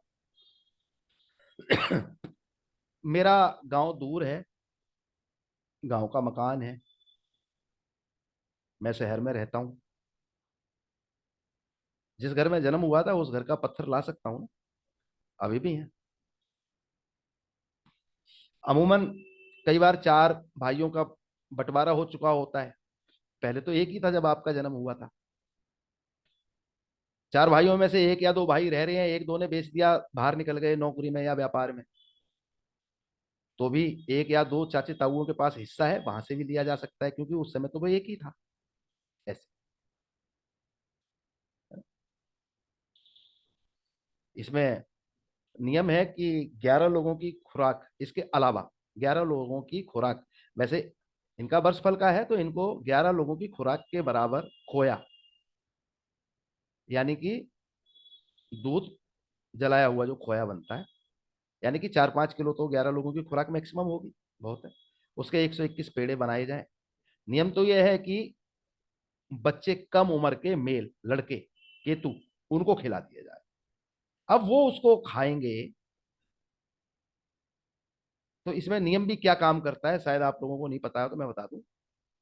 चंद्रमा किसे पीट रहा है? खाना नंबर 1 में बैठ के सबसे ज्यादा केतु को नुकसान पहुंचाता है, इस बात को समझिए। चंद्रमा खाना नंबर 1 में बैठ के जो सबसे ज्यादा नुकसान देता है वो देता है केतु के ऊपर, ऐसे समझ लीजिए। अब वो खोए के पेड़े हमने खिलवाए हैं बच्चों को, लड़कों को, मेल को, वो भी कम उम्र, यानी कि केतु प्रॉपर 12 साल से छोटे बच्चे, इस बात को समझ। 13 साल से 15 साल तो केतु का समय आ जाता है। प्रदीप जी, खाना नंबर 1 में या 11 में? 11 11। हाँ जी, हाँ जी, आप एक कह रहे थे ना, मैं कंफ्यूज हो गया। ओके, वो कई बार पानी पीते पीते दिमाग से निकलती है। हाँ, हाँ। सॉरी। चंद्र खाना नंबर 11 में उसका सबसे बड़ा दुश्मन है केतु, उसको पीटेगा। आप लोग ये देखिए कि बृहस्पति 11वें घर का हो तो राहु को पीट देता है, जबकि बृहस्पति तो किसी से दुश्मनी नहीं निभाता है ना। बृहस्पति खाना नंबर 11 में हो तो उस जन्म कुंडली में राहु को पीट देता है, जिस जो कि किसी को मारता नहीं, गुरु है वो, है ना, बुजुर्ग है। अब यहाँ पे जो ध्यान रखना है क्या है कि चंद्र 11 में हो तो जो सबसे पहला नियम है, जो कि करना आसान नहीं है, इसलिए इस नियम के मैं पीछे नहीं पड़ता हूं। ये नियम ये है कि 11 लोगों के खुराक के बराबर यानी कि 4-5 किलो खोए के 121 पेड़े बना दिए जाए। 11 लड़कों को 11-11 पेड़े दे दिए जाए और उस पेड़े में कुछ मिलाना नहीं है, सिर्फ चंद्रमा का खोया होना चाहिए। उसमें चीनी चानी मीठा मीठा मिला देंगे तो वो उसमें मंगल शामिल हो जाएगा, जो कि नहीं करना है। अब वो बच्चे उन पेड़ों को खाएंगे। अब चंद्रमा 11वें घर में तो बुरे हालात का था, और खास तौर से वो केतु के लिए बुरे हालात का था। इस बात को भी समझ लीजिए। उसकी बुराई थी, वो ज्यादा बड़ी बुराई थी केतु के लिए। अब चंद्रमा का जो खोए के पेड़े जो बच्चों ने खाए हैं, इसको समझिएगा, उसका जो पॉजिटिव पार्ट है, कोई भी ग्रह पूरा का पूरा 100 के 100% नेगेटिव नहीं होता है, कुछ ना कुछ उसमें पॉजिटिव पार्ट भी होता है। अब खोए में क्या है, प्रोटीन, कैल्शियम, मिनरल जो भी है, वो बच्चे जब खाएंगे तो उस बच्चों की आत्मा उसको सोख लेंगी, वो शरीर में ताकत दे देगा। और जो उसका गंध कबाड़ वो पाचन होके सुबह लेटिन के रास्ते निकल जाएगा, यानी कि चंद्रमा शुद्ध बचेगा। अब आपके पास केतु को मदद देने वाला पॉइंट समझिए, जो चंद्रमा केतु को पीट रहा था, अब जो चंद्रमा बचेगा वो शुद्ध होगा, वो केतु को नुकसान नहीं पहुंचाएगा। लेकिन ये उपाय करना बहुत ज्यादा टेढ़ा काम है, किसी के बच्चे को खोया होया खिलाना, 11-11 पेड़े देना संभव नहीं है आसानी से। तो भैया इसको चौथे घर के हालात देखो, 121 पेड़े बनाओ, नदी में बहा दो, तेज बहते शुद्ध जल में। ये एक ऑप्शन निकल के आता है। दूसरा ऑप्शन आता है कि 11 दिन तक 11-11 किलो दूध मंदिर में भैरव या शनि मंदिर में रख दो। लेकिन भैरव मंदिर ज्यादा बेहतर है, शनि मंदिर में भी रख सकते हैं, कोई समस्या नहीं है। ये इसमें उपाय अच्छे कामयाब हैं, और माता या दादी पत्थर धोने वाले उपाय में कोई समस्या कभी भी नहीं थी। वर्षफल में हो, ये सारे उपाय, आप तीनों उपाय वर्षफल में भी कर सकते हैं, जन्म कुंडली के लिए भी कर सकते हैं। पत्थर धोने वाला भी कामयाब है, 121 पेड़े बच्चों को 11-11 बांटने वाला भी कामयाब है, और मंदिर में 11-11 किलो दूध रखने वाला भी उपाय कामयाब है, कोई समस्या नहीं है इसमें। निश्चिंत होके, बिल्कुल फ्री माइंड होके ये उपाय किए जा सकते हैं चंद्र 11 के लिए, ऐसे समझ। सर जी बोलिए। सर अगर माता अपनी आंखें दूध से धो ले तो ये भी सेम काम करेगा जी? बिल्कुल फायदा होगा, 100% होगा जी, बिल्कुल। माँ क्यों, दादी भी धो सकती है ना, दादी नहीं है तो माँ धो ले। लेकिन इस युग में सबसे बड़ी जो समस्या होती है वो यही होती है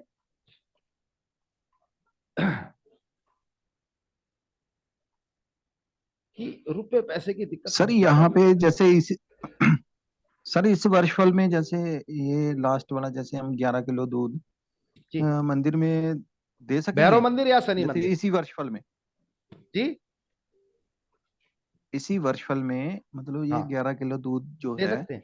हाँ। हम मंदिर में हम्म, दे सकते हैं। हम्म।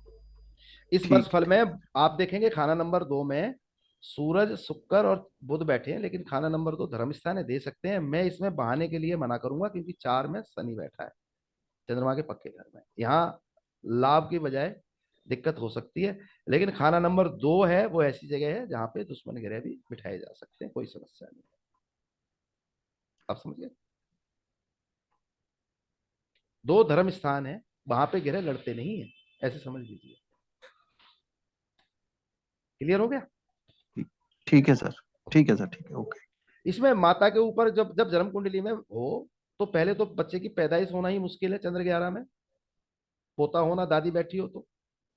और अगर हो भी जाए बड़ा मतलब किस्मत से, भाग से, तो 12 साल तक उम्र तक दादी पोते में से कोई एक, और कोई ज्यादा ही किस्मत के धनी है तो शनि की उम्र तक जाके कांड हो जाता है, दादी पोता में से कोई एक ही रहेगा, ऐसा। अब जैसे मैंने पहले बोला कि मंगल 12 में होते हुए भी वो मजा नहीं मंगल दे पाया, राहु को काबू नहीं कर पाया, राहु 11 ने भी वही चोट करी, चंद्र 11 ने भी वही चोट करी। जबकि मंगल 12 पे अगर हम विस्तार से बात करें तो मंगल 12 तो हाथी का महावत, मंगल 12 को तो सुख का राज बोला गया है। मंगल 12वें वाला व्यक्ति बेशक गरीब घर में पैदा हो जाए, गरीब की कुटिया में पैदा हो जाए, ये जन्म कुंडली से संबंधित है, वर्षफल से नहीं, लेकिन वर्षफल में भी फायदा तो देगा ही देगा, इस बात को समझिए। लेकिन इनको वो फायदा नहीं दिया, चाहे जंगल में ही साधु ही हो, फिर भी अगर आप किताब के सूत्रों को देखेंगे कि मंगल 12 वाला चाहे जंगल में पैदा हो जाए, जंगल में किसी गरीब कुटिया में पैदा हो जाए, या मंगल 12 वाला बेशक साधु ही हो, तब भी शेर गरजे, हाथी ठरके, बिजली कड़के और चमकती तलवार हो, मंगल 12 के लिए लिखा है। मेरा मेरा मंगल 12 है जी। हाँ, तो आपको उसके लाभ मिल रहे होंगे, है ना? आपसे करूंगा विस्तार में बात इस जी चीज पे। जी, बिल्कुल। बाकी तो और सारे संबंधी देखे जाएंगे, मैं ये अभी मंगल 12 अकेले की व्याख्या कर रहा हूँ, कैसे समझ, है ना? साधु ही हो, चाहे गरीब के घर पैदा हो जाए, चाहे जंगल में ही पैदा हो जाए, फिर भी अगर मंगल नेक होके बारे में घर में बैठ जाए, तो हमारे सूत्र तो ये कहते हैं कि शेर गरजे, हाथी ढरके, बिजली कड़के, चमकती तलवार हो। किसके लिए चमकती तलवार होगी? दुश्मन घरों के लिए। लेकिन इस टेबल में तो चमकती हुई तलवार नहीं है मंगल, क्योंकि अपने से 12वें में चले गए, फिर दूसरे घर में बुध का भी संबंध है, ये गड़बड़ हो गई। मंगल ने इस टेबल को काबू नहीं किया, जो कि कर सकता था। और मंगल बृहस्पति मुश्तरका, दो शेरों का जोड़ा, दो शेरों की जोड़ी, मंगल बृहस्पति मुश्तरका को आप देखेंगे तो दो शेरों की जोड़ी। जी गौर साहब, आप कुछ कह रहे थे, बोलिए। प्रणाम गुरुदेव। जी नमस्कार, नमस्कार, प्रणाम। गुरुदेव मैं ये कह रहा था कि इस कुंडली में 1995 से लेकर के 2004 तक हालात बहुत बढ़िया रहे। सर वो बातें कर लेंगे, एक्चुअली हम अभी सिर्फ वर्षफल पे बोल रहे हैं ना, इस साल के हालात खोल रहे हैं, ऐसे समझिए। ठीक है। क्योंकि हमारा उद्देश्य कुंडली देखना भी है, आपको उपाय भी मिल जाएंगे, और एक नहीं, चार चार एक एक कंडीशन के मिल जाएंगे, जो अच्छा लगे वो करिए, जो आसान लगे वो करिए, ऐसे। जी और इसमें सब लोगों को सीखने को मिलेगा, सबका प्रैक्टिकल होगा, और आपका ज्यादा होगा क्योंकि आपकी कुंडली है। जी। है ना? अभी जो आप कह रहे हैं उस पर भी आगे चर्चा कर लेंगे, ऐसी कोई बात नहीं। हाँ? मंगलवारा वाले के लिए किताब के सूत्र कहते हैं कि खून खालिस,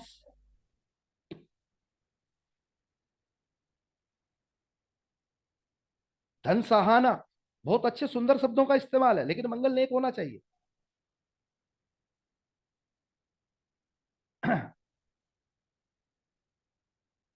मान सम्मान और परिवार भी दमकता चमकता हो, क्योंकि मंगलवारा सभी ग्रहों को दबोच के काबू में कर लेता है।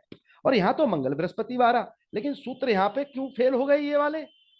मंगल 1 से 12 में गया, और खाना नंबर 2 में उसके शत्रु बैठे, उनसे संबंध बन गया, ऐसे। इसलिए मंगल भी अपने अच्छे फल नहीं दे पाया, ऐसे समझ लीजिए। चलिए थोड़ा मनोरंजन या ज्यादा तवज्जो आप लोग देंगे, ऐसे सूत्र खोल देता हूं। मंगल 12 में हो, जो कि इस टेबे के वर्षफल में 57वें साल में हो, केतु 3 हो, मच्छ मुआवन रेखा, यानी कि मच्छ मुआवन, मच्छ रेखा और काग रेखा, काग रेखा गरीबी की निशानी, मच्छ रेखा रईसी की निशानी। मंगल 12 में हो, 3 में केतु हो, तो भाई मंगल 12 के लाभ लेने के लिए, मछुआवन रेखा के लिए, क्योंकि मंगल जिन अपनी कंडीशन पे जो मंदा हो गया है, खाना नंबर 3 में केतु स्थापित कर लो भाई। अब आप में से कुछ लोग कहेंगे कि चंद्र राहु का योग है, राहु के साथ चंद्र पहले ही बैठा हुआ है। अब चंद्र 11 हो तो केतु को कब प्रॉब्लम ज्यादा आएगी? जब केतु 6 में हो नीच मंदा, 8 में हो नीच मंदा, 3 में हो नीच मंदा। तो क्या हमें केतु तीन में स्थापित करना चाहिए? मैं कहूंगा नहीं। केतु चंद्रमा को देख के, जैसे मैंने पहले बोला, चंद्र केतु एक साथ हो, माफ करना, चंद्र 11 हो और चंद्रमा के साथ 11वें में ही, जैसे राहु केतु शनिचर हो, या फिर राहु केतु शनिचर में से कोई उसका दुश्मन 3 में बैठा हो, तो खूनी कुआं होता है। तो ये तो पहले ही खूनी कुआं बना हुआ है, तो हम यहां स्थापित नहीं कर सकते। लेकिन अगर ये चंद्रमा की ये कंडीशन ना होती,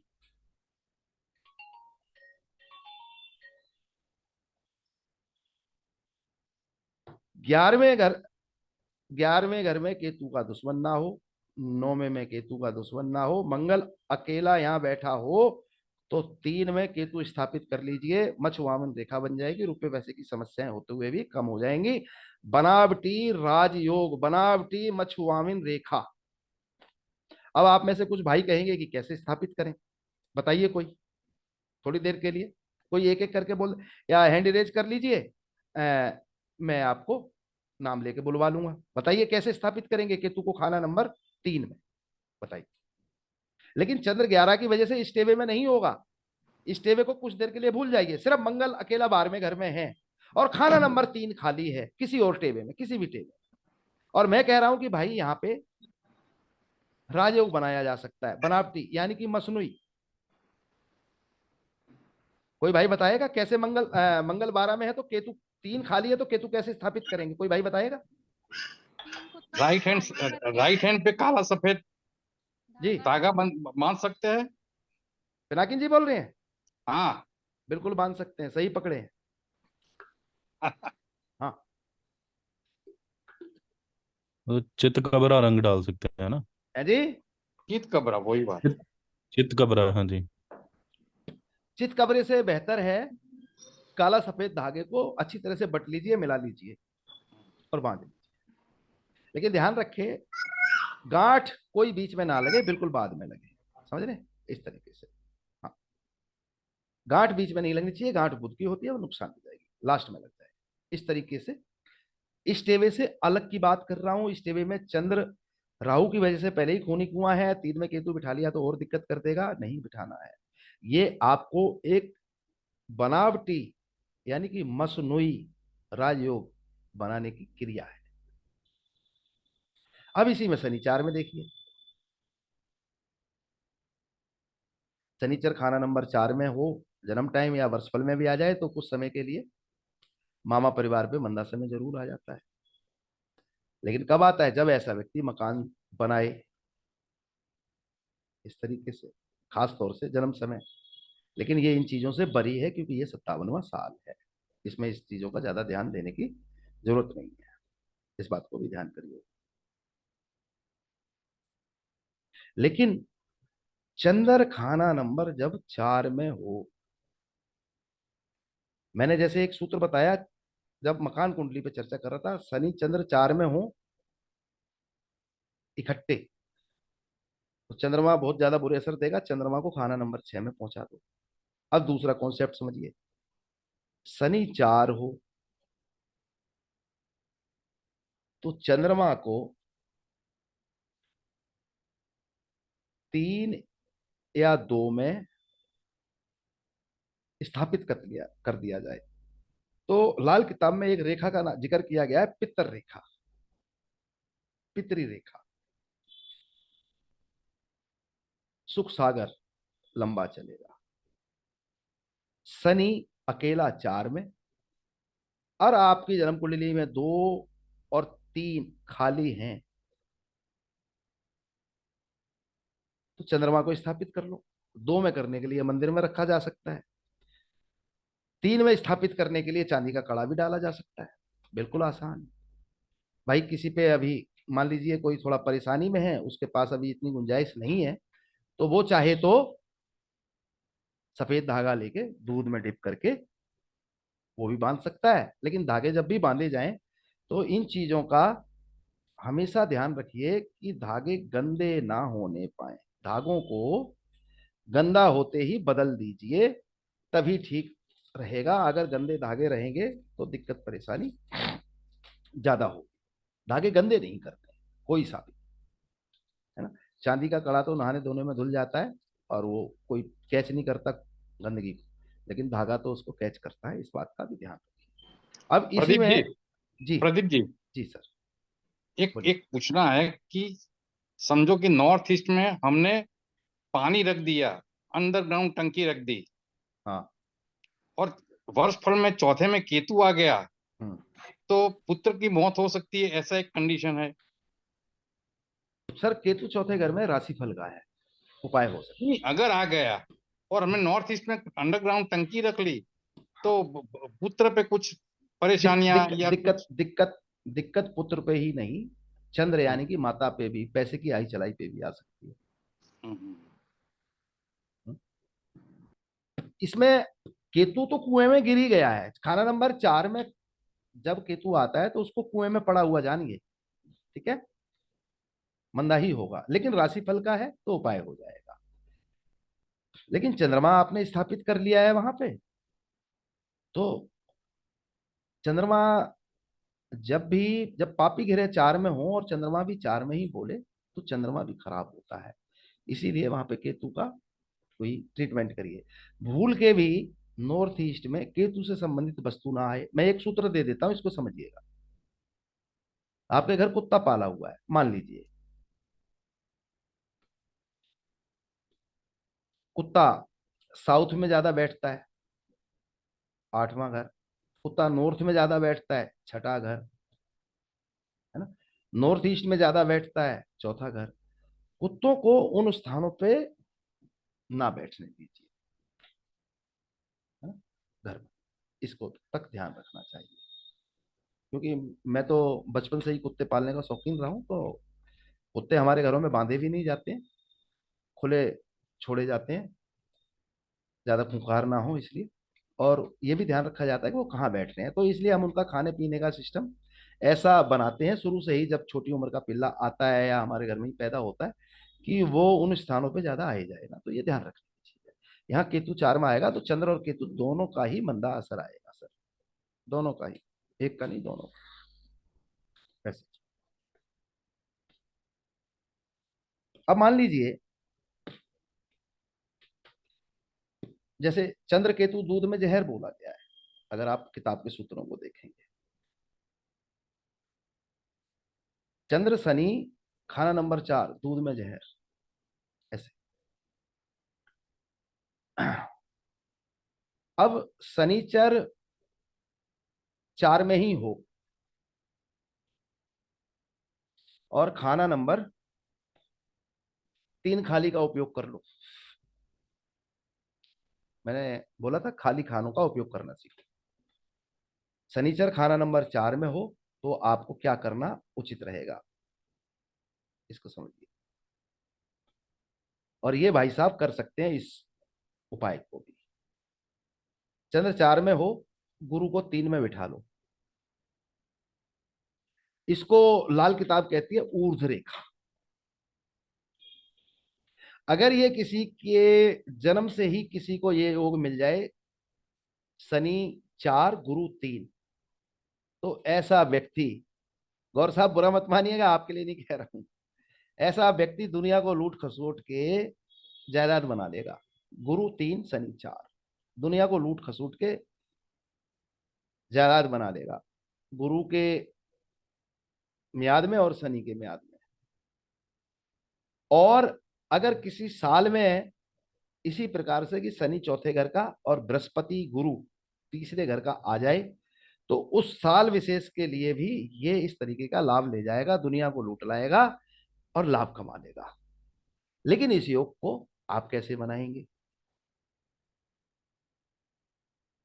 सोने का कड़ा डाला जा सकता है सीधी कलाई में, पीला धागा केसर के पानी में डिप करके भी बांधा जाता है, गंदा हो जाए तो बदल दीजिए।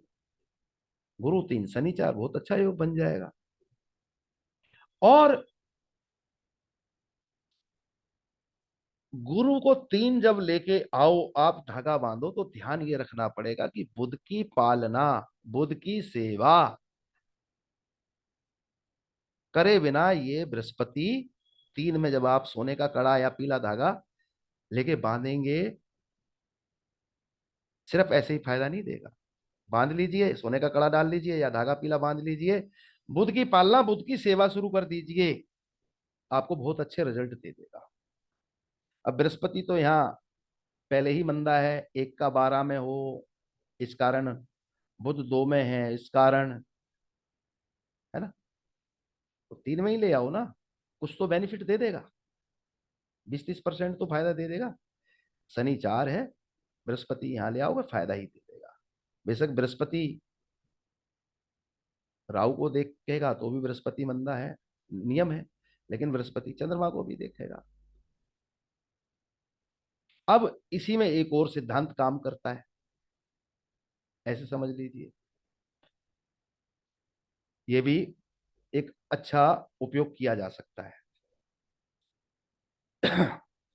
साझी दीवार वाले कॉन्सेप्ट को ध्यान करिए किताब में। चंद्र 11 और चंद्र के मित्र ग्रह खाना नंबर 12 में। राहु के तो दुश्मन है बृहस्पति और मंगल, लेकिन चंद्र के मित्र हैं, ऐसे समझ। बृहस्पति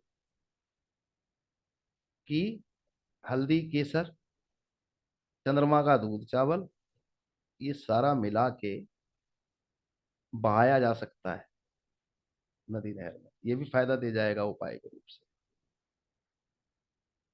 बहुत ज्यादा फायदा दे जाएगा। ऐसे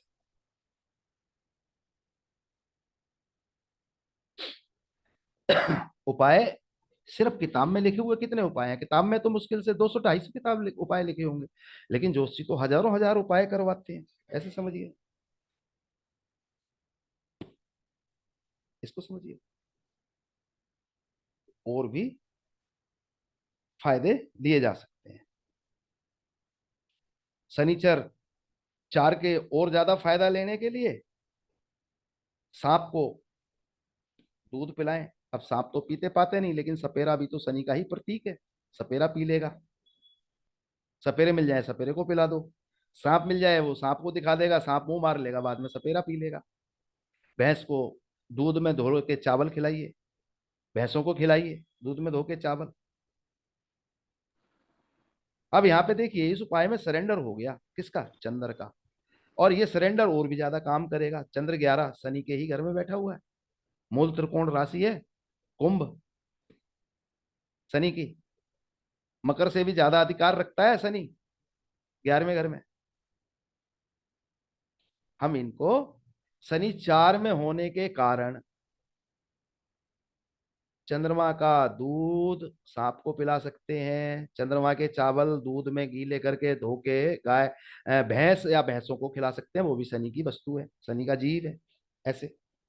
और सुनिए, शनि 4 के समय एक वो फोटो है मेरे पास, लेकिन मैंने कंप्यूटर में डाला नहीं है तो दिखा नहीं पाऊंगा, इसको समझ लीजिए। तवे पे दूध का छींटा मारा जा सकता है, चूल्हे पे भी दूध का छींटा मारा जा सकता है। दूध नहीं होता, कई बार खत्म हो जाए तो भाई पानी का ही छींटा मार दीजिए तवे पे, रोटी बनाने वाले तवे पे, तब भी हालात में सुधार हो जाएगा। और सुनिए, अब जो मैं उपाय फोटो के रूप में देना चाहता था, वो एक्चुअली फोटो मेरे फोन में है, मोबाइल में, इसमें नहीं है, कंप्यूटर में, नहीं तो मैं वो भी आप लोगों को दिखा देता।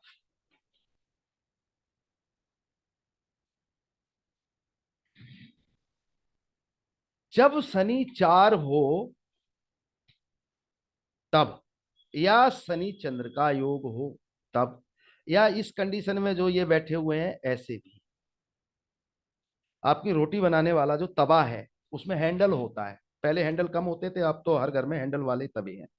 उस हैंडल के अपोजिट बिल्कुल सामने चांदी की रिवट, यानी कि पहले ड्रिल करवा लीजिए तवे में और फिर चांदी की रिवट ठुकवा दीजिए हैंडल के अपोजिट सामने।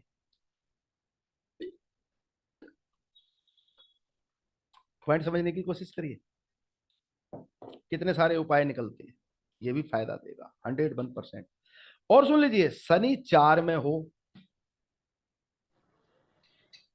शनि चंद्र 4 में हो, वो तो मैंने पहले बोल दिया कि दूध कुएं में डाल दीजिए।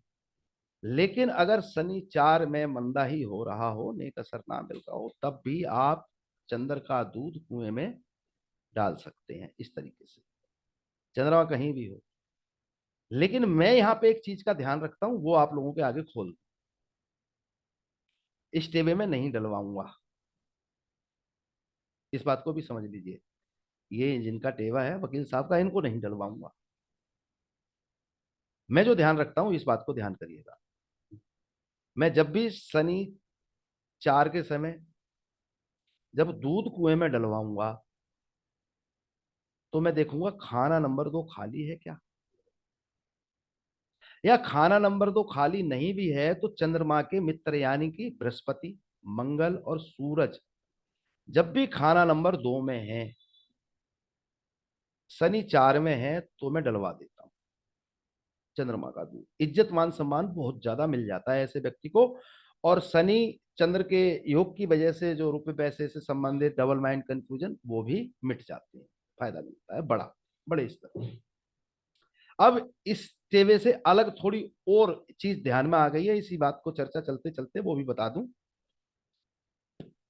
किसी भी जन्म कुंडली, ये खाली खाने से लाभ लेने वाली बात है, इस कुंडली को भूल जाइए कुछ समय के लिए। जो मैं कह रहा हूं वो समझने की कोशिश करिएगा। मैं इसका शेयरिंग ही रोक देता हूं। किसी जन्म कुंडली में, इसको उदाहरण के साथ समझिए, चंद्रमा खाना नंबर 6 में पड़ा है मान लीजिए, और खाना नंबर 2 खाली है, तो लाभ लीजिए। चंद्रमा 6 में पड़ा है, खाना नंबर 2 खाली है, चंद्रमा के मित्र ग्रहों का सामान, मंगल के छुआरे, शहद, मिठाई, बृहस्पति की शहद, हल्दी, वो हल्दी केसर, या फिर मंगल बृहस्पति का दोनों पतीसा, यानी कि जो मीठा पतीसा खाने का बेसन से बनता है वो, सूरज का गुड़, गेहूं, धर्म स्थान में कंटिन्यू दिलवा दीजिए। 6 में चंद्रमा है, 2 खाली है, तो बहुत जबरदस्त स्तर पे राज योग बन जाएगा। खाना नंबर 2 का उपयोग कर लीजिए, खाली है, मंदिर में कंटिन्यू 143 दिन बृहस्पति, मंगल और सूरज की वस्तुएं रखवाते रहिए। अब इसी में एक दूसरा पॉइंट राजयोग का बता देता हूं। ये बनावटी राजयोग है, असली बना हुआ राजयोग तो जो असर देता है वो तो देखिए कुदरत दे रही है, प्रकृति दे रही है, उसका मुकाबला हम बनावटी रूप में नहीं कर सकते। लेकिन सुधार बहुत बड़े स्तर पे हो जाता है, बहुत ज्यादा अच्छे स्तर पे। अगर खाना नंबर, जैसे 6 में चंद्रमा था, इसी प्रकार से बृहस्पति, सूरज या मंगल, तीनों या इनमें से कोई 2 खाना नंबर 2 में हो, या कोई एक भी हो, सूरज, बृहस्पति, मंगल, तीनों में से 1, 2 या तीनों खाना नंबर 2 में हो, और चंद्रमा कहीं पीड़ित हो रहा हो, चंद्रमा के अच्छे फल ज्यादा बड़े स्तर पे ना मिल पा रहे हो, और खाना नंबर 6 खाली हो, तो हम चंद्रमा का दूध कुएं में डाल के भी लाभ ले सकते हैं। इज्जत मान सम्मान, चंद्रमा के मित्र ग्रह 2 में हो और चंद्रमा 6 में हो, चंद्रमा को बिल्कुल सेफ रखते हैं, चंद्रमा को कोई किसी प्रकार की दिक्कत नहीं आने देते हैं, ये ध्यान रखिएगा। ऐसे कुआं यानी कि खाना नंबर 6, ये भी बनावटी राजयोग यानी कि मसनूई राजयोग होगा, बहुत जबरदस्त। ये आप उपाय करवा के देखिए, याद करेंगे रियल।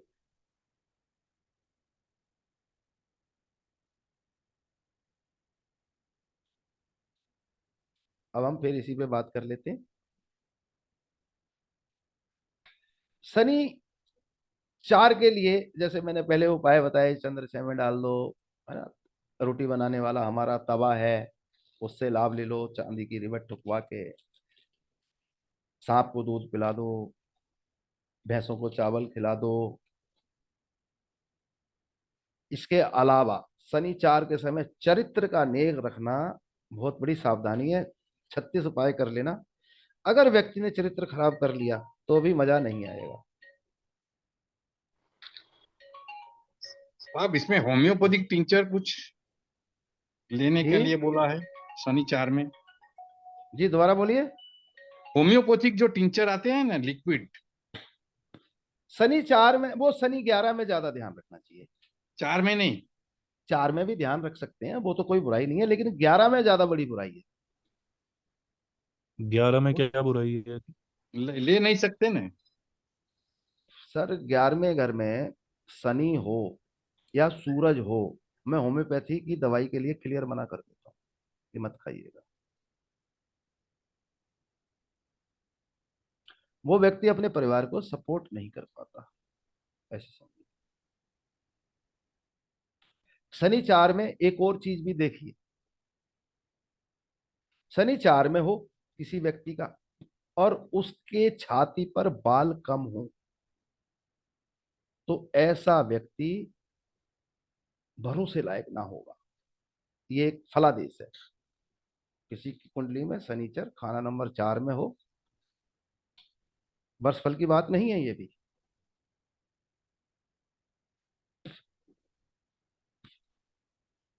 तो तो ये सिर्फ मैं आपको बीच में रोक रहा हूँ। जी जैसे शंकर, आपने कहा शनिवार में हो और शनि छाती पे चार बाल चार चार फोर्थ हाउस।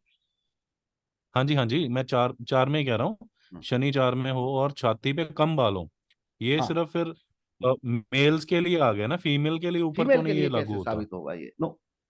देखिए हाँ आप, हाँ। देखिए साउथ फेसिंग मकान हम लोग जो नॉर्मल जगह पे रहते हैं उनके लिए मना है, लेकिन पहाड़ों पे तो साउथ फेसिंग ही मकान बनते हैं, वहां उनकी बुराई नहीं है।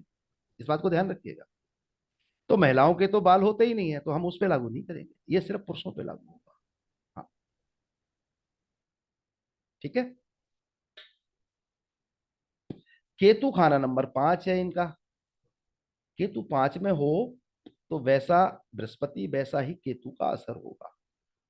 केतु 5, जैसा जन्म कुंडली में बृहस्पति का असर, वैसा ही केतु का असर। बृहस्पति इनका ज्यादा अच्छे हालात का इस साल बैठा नहीं है, ऐसे समझ लीजिए। अब यहाँ पे कुछ सूत्र राहु खाना नंबर 11 के खोल देता हूं। रेमेडी भी समझ सकते हैं और इसमें कुछ बनावटी, बनावटी का मतलब मसनूई फायदे लेने की टेक्निक। बनावटी, बनावटी फायदा कैसे लिया जाए, इसको समझिए। जन्म कुंडली के 11वें घर में राहु हो, मैं इनको उस विषय पे इस टेबे में ज्यादा बात नहीं कर रहा हूं, इस बात को भी ध्यान करिएगा। जैसे मंगलवार में केतु 3 का एक सिद्धांत था, वो मैंने मना किया। जो मैं सिद्धांत बता रहा हूं वो भी इस टेबे पे लागू नहीं होगा। बार बार कह रहा हूं, इस टेबे पे लागू नहीं होगा, क्योंकि मैं राहु अकेले की अब बात कर रहा हूं। खाना नंबर 11 में राहु बैठा हो, 3 खाली हो या 5 खाली हो, फायदा उठा लीजिए। खाना नंबर 3 खाली हो, खाना नंबर 5 खाली हो, राहु खाना नंबर 11 में हो, शनि 3 या 5 में बिठा दीजिए, राहु 11 की बुराई सारी मिट जाएगी, बल्कि अच्छाई हो जाएगी। लेकिन इस टेबे पे लागू नहीं है ये, इस बात को भी ध्यान रखिए। हमारी किताब के सूत्र कहते हैं राहु 11 शनि 3 या 5 में हो तो योगी अलंकार हो।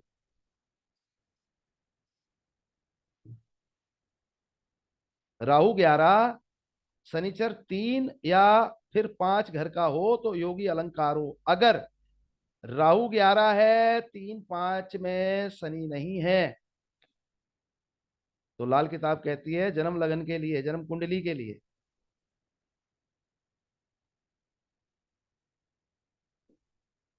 फिर देखिए कि बृहस्पति कायम है। पहले एक बात और खोल देता हूं, 3 5 से पहले बृहस्पति कायम है क्या? अब इन्हों के पिताजी तो बचपन में जा चुके हैं और ये तो है भी वर्षफल। अब हमारे पास एक ही सूत्र बचा है कि 3 और 5 में शनिचर भी नहीं है, 4 में आ गया है। शनि 3 या 5 में स्थापित कर दीजिए, लेकिन इष्टेवे में नहीं होगा ये उपाय भी। राहु 11, शनि 3 या 5, योगी अलंकार, अच्छे हालात। राहु खाना नंबर 11, एक और सूत्र है, और बृहस्पति कायम ना हो।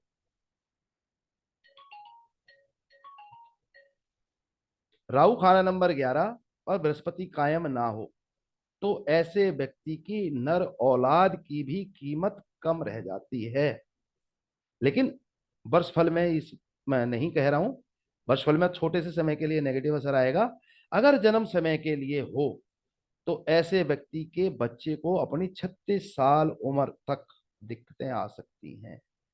औलाद भी दुखी, औलाद की कम कीमत 36 साल उम्र तक, यानी कि शनि के समय तक। तो राहु जब खाना नंबर 11 में हो तब हम शनि 3 या शनि 5 में लाके भी हालात को सुधार सकते हैं और उसका आनंद ले सकते हैं, ऐसे समझिए। तो ये था दोस्तों आज की जन्म कुंडली और वास्तु के नियमों पे 16 दिशाएं बताने की क्लास। कैसी लगी? क्या आप संतुष्ट हैं इस विषय पे? कृपया अपने व्यू दीजिए, मुझे अच्छा लगेगा। मैंने कुंडली हटा दी है जी। कोई भाई मित्र या गौर साहब कुछ बोलना चाहेंगे? बोलिए। अच्छा लगा जी, काफी कुछ सीखने को मिला। और वर्षफल में भी जब कोई चीजें आती हैं तो कैसा असर देती हैं, वो चीजें काफी सीखने को मिली। पर मकान कुंडली की नॉलेज मतलब इतना समझ मक, में नहीं आया। मकान कुंडली पे एक्चुअली ज्यादातर लोगों ने काम किया हुआ नहीं है। मैंने इसीलिए लाल किताब से अलग का पोस्टर डाला था कि इसमें समझने में आसानी होगी। लेकिन जैसे ही मैं इसकी डिग्री से संबंधित सारे नोट बना के आपको दूंगा, और अगर हुआ तो मैं इसकी डिग्री वाइज है ना एक क्लास कर दूंगा आधे पौने घंटे की, तो आसानी ठीक है जी। रहेगी कि ये ग्रह इस घर में कितनी डिग्री है, वो पूरब से किस तरफ जा रहा है, बात समझ रहे हैं? हाँ जी, हाँ जी। वो उत्तर से किस तरफ जा रहा है, कितनी डिग्री का है। वैसे मैंने 22.5 डिग्री आपको बोल दिया है, लेकिन मैंने ये भी बोला कि घर 30 डिग्री का होता है। अब पॉइंट समझ लीजिए, 7.5 डिग्री 30 डिग्री का जन्म कुंडली का घर है ना, समझ रहे हैं आप? टोटल 12 घर 360 डिग्री के हैं। मैं दोबारा बोल रहा हूं संकल्प जी, हाँ जी, हाँ जी। 12 घर 360 डिग्री के हैं, ठीक है? उस दिशा को, एक दिशा को जब हम चार दिशा करते हैं 360 की तो 90 डिग्री आती है। 8 हाँ दिशा जी। करते हैं तो 90 की आधी 45 डिग्री हो जाती है। जब 16 दिशा 45 करते हैं तो 22.5। तो 22.5 डिग्री हो जाती है। और जन्म कुंडली का एक घर या मकान कुंडली का एक घर 30 डिग्री का होता है। वो उसी घर में आपको दिखेगा, खाना नंबर 1 में ही, लेकिन वो 22.5 डिग्री से बाहर निकल गया है, तो फिर वो दिशा से निकल के दूसरी दिशा की तरफ जा रहा है। अब थोड़ा खुला, आसान हुआ। हाँ, हाँ जी, हाँ जी। बहुत अब थोड़ा सा एक्सेलेंट, बहुत कंसेप्ट। मजा आ गया होगा। ठीक है यार। हाँ जी, अब समझ में आया होगा थोड़ा सा शायद, हाँ, समझ गए, समझ गए। क्योंकि हाँ जी। हाँ आप जी। लोग मुझे छेड़ेंगे ना, ग्रिलिंग करेंगे, तो मैं थोड़ा आसान बनाने की और कोशिश करूंगा। मेरी बात समझने की कोशिश करिए। इसलिए जन्म कुंडली का मैं दोबारा बोल देता हूं, एक खाना 30 डिग्री का है, लेकिन जब हम उन्हें 16 दिशाओं में बांटते हैं तो वो दिशा 22.5 डिग्री की हो जाती है, ऐसे समझ लीजिए। इसलिए उसमें 22.5 निकाल के 7.5 डिग्री वो आगे चला गया, तो वो फिर गिरे अलग पॉइंट पे दिखाई दे रहा है, बोल रहा है, इसको ऐसे समझिए। और इसको आसान करूंगा, टेंशन ना लीजिए, क्योंकि मकान कुंडली लाल किताब पे मैक्सिमम अभी काम हुआ नहीं है, मेरी नजर में लोगों ने किया ही नहीं है। जो मेरी जानकारी है। मैंने इसलिए इस विषय को उठाने से पहले कम से कम 4-5 लोगों को फोन करके पूछा कि भाई लाल किताब में कितनी दिशाओं का जिक्र है। तो कोई कहता है 12। मैंने बोला भाई 9वां घर तो मरकज है,